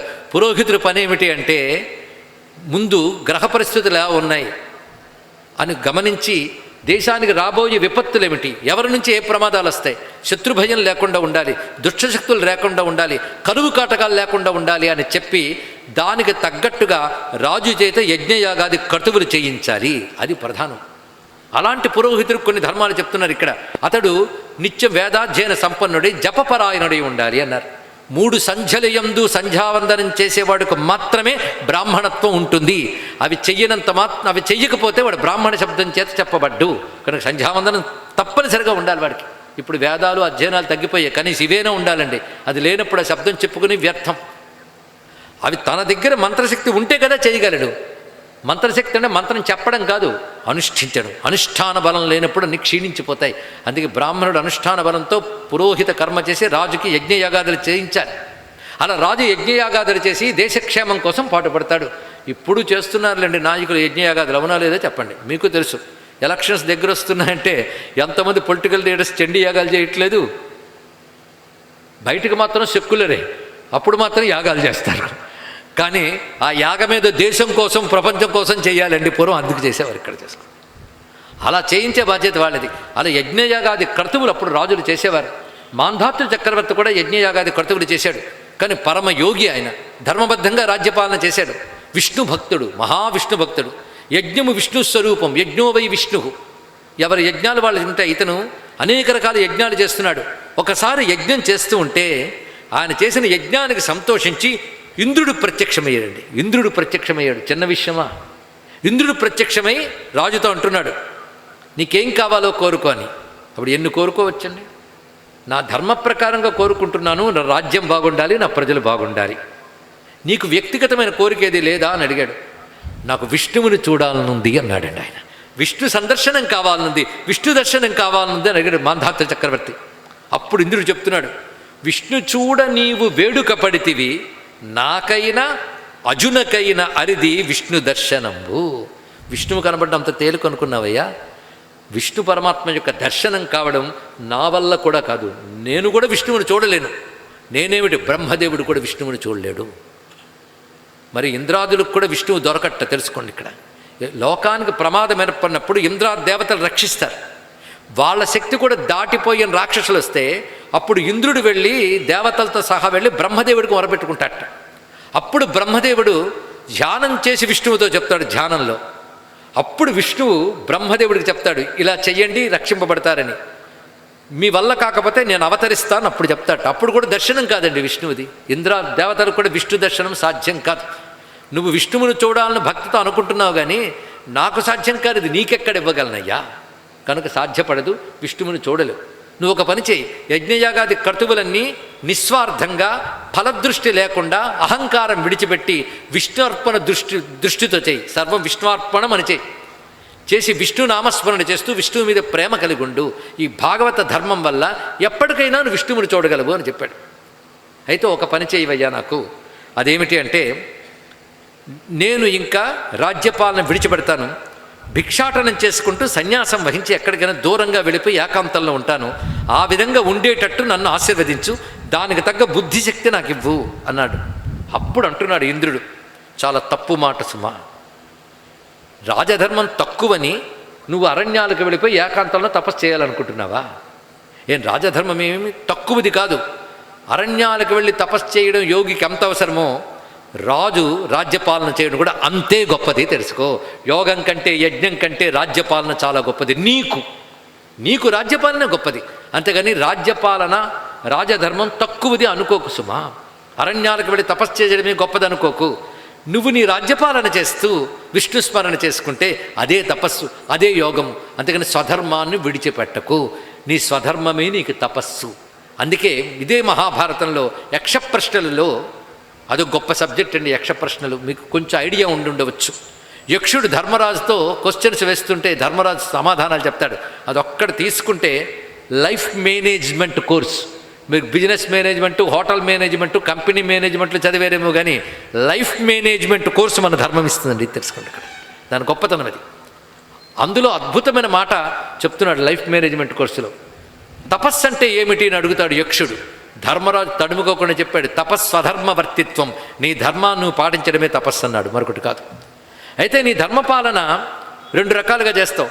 నువ్వు సుఖపడడం కోసం, నీ వాళ్ళు సుఖపడడం కోసం ధర్మం పాటిస్తావు, అది మంచిదేనండి. ధర్మబద్ధంగా సంపాదించుకుని కుటుంబాన్ని పోషించడం, నువ్వు పోషింపబడడం మంచిదే. కానీ ఇంకా మంచిదేమిటంటే, నా ధర్మ ప్రకారంగా నేను చేస్తున్నాను, నాకు దీని ఫలితం మీద ఆశ లేదు, ఈ ధర్మాన్ని నేను దైవానికి అర్పణం చేస్తున్నానని భగవంత్ చింతనతో చేయడం ధర్మం యొక్క ఉత్కృష్ట దశ. కానీ ధర్మానికి రెండు దశలు చూసారా? లోకం కోసం, నీ కుటుంబం కోసం, నీ కోసం ధర్మం చేయడం మంచిదే. అంతకంటే మంచిదేమిటి? త్యాగపూర్వకంగా ఫలాకాంక్ష లేకుండా భగవంతుడికి అర్పణం చేస్తే ఇంకా మంచిది, అది భక్తి యోగం అవుతుంది. కనుక నీకు ఇప్పుడు వైరాగ్యం కలిగి తపస్సు చేసుకుంటానన్నావు కదా, మంచిదే. కానీ వైరాగ్యంతో రాజ్యధర్మం విడిచిపెట్టకు, వైరాగ్యంతో రాజ్యపాలన చేయన్నాడు.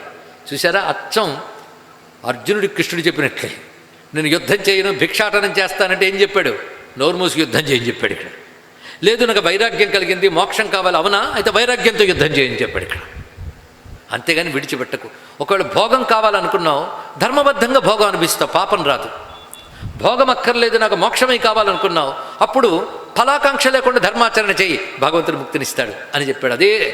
అదే ఇంద్రుడు చెప్తున్నాడు ఇప్పుడు మాంధాతృ చక్రవర్తితో, నువ్వు రాజ్యం విడిచిపెట్టి ఎక్కడికో తపస్సు గడిపోతాను అనుకోకునైనా, లోకపాలాత్ములు మీకు భైక్ష చరణం అర్హమే. లోకాన్ని పాలించవలసిన వాడివి నువ్వు భిక్షాటనం చేసుకుని సన్యాసాశ్రమం స్వీకరిస్తానంటే తప్పు సుమా, కూడదు. కనుక ఇదే శరీరంతో నువ్వు ధర్మపాలన చేసి విష్ణువుని ఆరాధించు, విష్ణువు అనుగ్రహం పొందు అని అద్భుతంగా బోధించాడు. గనక ధర్మరాజా, నువ్వు రాజ్యపాలన చేయడం నీ ధర్మము. మాంధాతృ చక్రవర్తికి ఇంద్రుడు బోధించినది అది, ఇది తెలుసుకో. అందుకే రాజధర్మం చాలా ముఖ్యమైన సుమ. రాజుకి ప్రజలకి ఉన్న అనుబంధం ఎలాంటిదో నిజానికి ఇలాంటి డెఫినిషను ప్రపంచ దేశాల్లో ఎక్కడా లేదండి. మన దేశంలో, మన భారతంలో కనపడుతుంది. చూడండి ఎంత బాగా చెప్తున్నారు. రాజునకు ప్రజ శరీరము, రాజు ప్రజకు ఆత్మ. ప్రజలు రాజుకి శరీరం వంటివారు, పాలకుడికి ప్రజలే శరీరం, ప్రజలకి రాజు ఆత్మ వంటివాడు అన్నారు ఇక్కడ. కనుక శరీరం ఆత్మ అని రెండు ఉంటాయి. ఈ శరీరం ఆత్మని కాపాడుతుంటే ఆత్మ శరీరాన్ని కాపాడుతుంది, అవునా లేదా చెప్పండి ఇక్కడ. కానీ ఆత్మ అంటే నువ్వు అనే భావం. నువ్వేం చేస్తావు? నీ శరీరాన్ని కాపాడుకుంటావు. కనుక రాజుకు ప్రజల శరీరము, రాజు ఆత్మ అంటే ఏం చేస్తాడు? శరీరాన్ని కాపాడుకున్నట్టు రాజు ప్రజల్ని కాపాడాలి. ఇది ఎంత అనుబంధం చెప్పారండి. ప్రజలకి రాజుకున్న రిలేషను శరీరానికి నీకు ఉన్న రిలేషన్ లాంటిది. ఇలాంటి ఉపమానం ప్రపంచ సాహిత్యంలో మరొకటి లేదు అని నేను సగర్వంగా చెప్పగలను. మన భారతదేశ సంస్కృతిలోనూ ఉంది ఇక్కడ. అందుకే రాజు అయినటువంటి వాడు ప్రజల్ని ఎలా కాపాడాలంటే, నువ్వు నీ శరీరాన్ని ఎలా కాపాడుకుంటావో రాజు ప్రజల్ని అలా పాలించుకోవాలి. ఇది చాలా ముఖ్యమైన అంశం సుమా అని బోధించాడు ఇక్కడ. ఇది బృహస్పతి వసుమనసుడు అనే రాజుకు చెప్పినటువంటి ధర్మం నీకు చెప్పాను. ఇక్కడ ఏది చెప్పినా భీష్ముడు నేను చెప్తున్నాను నువ్వు విను అని చెప్పడు. ఫలానా రాజుకు చెప్పాడు, ఫలానా ఋషి చెప్పాడు, ఫలానా దేవత చెప్పాడని చెప్తాడు. అంటే పెద్దవాళ్ళు చెప్పిన ధర్మమే తాను చెప్తున్నాడు. అసలు రాజు ఇతరుల్ని జయిస్తాను అనుకోకూడదు, తనని తాను జయించాలి. ఇది అందరికీ అంటే సెల్ఫ్ కంట్రోల్.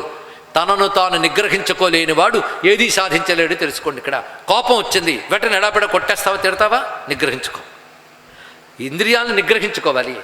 కనుక తనను గెలిచిన వాడే దేన్నైనా సాధించగలడు.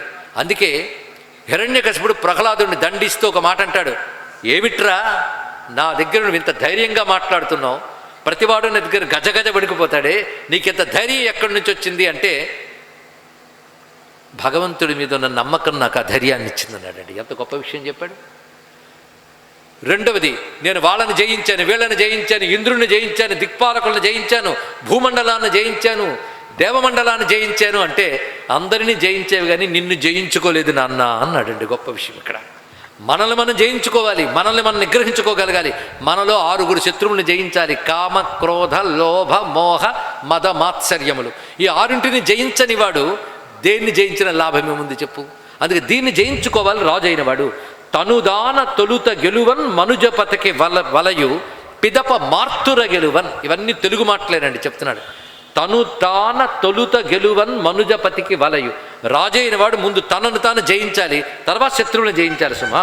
ఇది చాలా ముఖ్యమైన విషయము అని చెప్తూ, విశేషించి రాజు తన వారిని రక్షించాలి. తన వారు అంటే అమాత్యులు, మంత్రులు, వీళ్ళని రక్షించాలి, ధర్మాన్ని కాపాడాలి, అలాగే వ్యసనాలకు దూరంగా ఉండాలని రాజధర్మములు అనేకం బోధించి అద్భుతమైన విషయాలు తెలియజేస్తున్నాడు మహానుభావుడైనటువంటి భీష్మ పితామహుడు.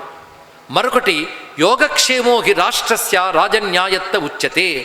రాజ్యమునకు యోగక్షేమాలు కలిగించాలి రాజు. యోగము అంటే లేనిది రావడం, క్షేమము అంటే ఉన్నది పోకుండా ఉండడం. ఈ రెండూ అవసరమండి. ఒక రాజ్యానికి లేని సంపద తీసుకురావాలి, అది యోగం. ఉన్న సంపద పోకుండా చూసుకోవాలి, అది క్షేమం. అది యోగక్షేమములు. ఆ యోగక్షేమములు రెండు చూసుకోవలసినది చాలా ప్రధానం రాజుకు సుమా అన్నాడు ఇక్కడ. ఇలా వివరించి, ఇలాంటి రాజు శాసనంలోనే ప్రజలు క్షేమంగా ఉంటారని రాజధర్మములన్నీ బోధించాడు. అంతేకాదు, రాజు ఎవరిని ఎలా నమ్మాలి, ఎక్కువ నమ్మకూడదు, అసలు నమ్మకుండా ఉండకూడదు. ఇది కూడా చాలా ముఖ్యమైనది. రాజుకి పెద్ద చిక్కండి. ఒక పాలన చేయడం చిన్న విషయం కాదు. ఒక చిన్న కంపెనీ, ఒక ఆర్గనైజేషన్ నడపడమే మహా కష్టమే, దేశాన్ని నడపడమే అంతటిది. అందుకే మన ఈ రాజధర్మాలు తీసుకుంటే మేనేజ్మెంట్ కోర్సునంతా ఇందులో తెలుసుకోవచ్చు ఇక్కడ. కనుక రాజు ఏ విధంగా శత్రుమిత్రులతో ఉండాలి. ఒక్కొక్కప్పుడు శత్రువుతో మిత్రత్వం చేయాల్సి వస్తుంది తెలుసా. ఒక శత్రువు అవసరం ఏర్పడుతుంది. ఆ మిత్రత్వం చేసినప్పుడు ఆ శత్రువుని ఎంత దూరం ఉంచాలి అది కూడా తెలియాలన్నాడు. దీని ఒక రమ్యమైన కథ చెప్తాను విను అని ఒక చక్కని కథ చెప్తున్నాడు భీష్ముడు. భీష్ముడు చెప్పిన కథలు అని తీస్తే రమ్యమైన అందమైన కథలు వస్తాయండి. ఆ కథల్లో ఒక చక్కని కథ చెప్తున్నాడు. ఒక చెట్టు పైన ఒక పిల్లి ఉంది, చెట్టు కిందక ఎలకుంది. ఆ రెండింటి కథ చెప్తాను విను అన్నాడు. చూసారా, ఏదో ఋషుల కథ దేవతల కథ కాకుండా పిల్లి ఎలకల కథ కూడా చెప్తున్నాడు. మనకి ఈ మధ్య కామిక్స్ అని, డిస్నీ ల్యాండ్ అని చాలా చాలా వింటూ ఉన్నాం. అత్యంత పురాణ కాలంలోనే జంతువుల మీద, పక్షుల మీద కథలు చెప్పిన గ్రంథం మహాభారతం అండి. మొట్టమొదటి ఆయనే చెప్పాడు, తర్వాత అనేకం వచ్చాయి. అది అన్ని కథలకి పుట్టినిల్లు మహాభారతం. ఒక రమ్యమైన కథను చెప్తున్నాడు, పిల్లి ఎలకల కథ. అదేమిటో రేపు తెలుసుకుందాం. సర్వం శ్రీకృష్ణ చరణారవిందార్పణమస్తు. స్వస్తి. స్వస్తి ప్రజాభ్య పరిపాలయంతాం న్యాయేన మార్గేణ మహిం మహిషాః. గోబ్రాహ్మణేభ్యః శుభమస్తు నిత్యం. లోకా సమస్తా సుఖినో భవంతు. కాలే వర్షద పర్జన్యః పృథివీ సస్యశాలిని. దేశోయం క్షోభరహితో బ్రాహ్మణాः సంతు నిర్భయాః. అపుత్రాः పుత్రిణः సంతు పుత్రిణः సంతు పౌత్రిణः. అధనాः సధనాः సంతు జీవంతు శరదాం శతం. మంగళం కోసలేంద్రాయ మహనీయ గుణాత్మనే చక్రవర్తి తనూజాయ సార్వభౌమాయ మంగళం. వేద వేదాంత వేద్యాయ మేఘశ్యామలమూర్తయే పుంసాం మోహన రూపాయ పుణ్యశ్లోకాయ మంగళం. కాశీక్షేత్ర నివాసాయ కామితార్థప్రదాయినే విశాలాక్షి సమేతాయ విశ్వనాథాయ మంగళం. శ్రీ విశ్వనాథాయ మంగళం.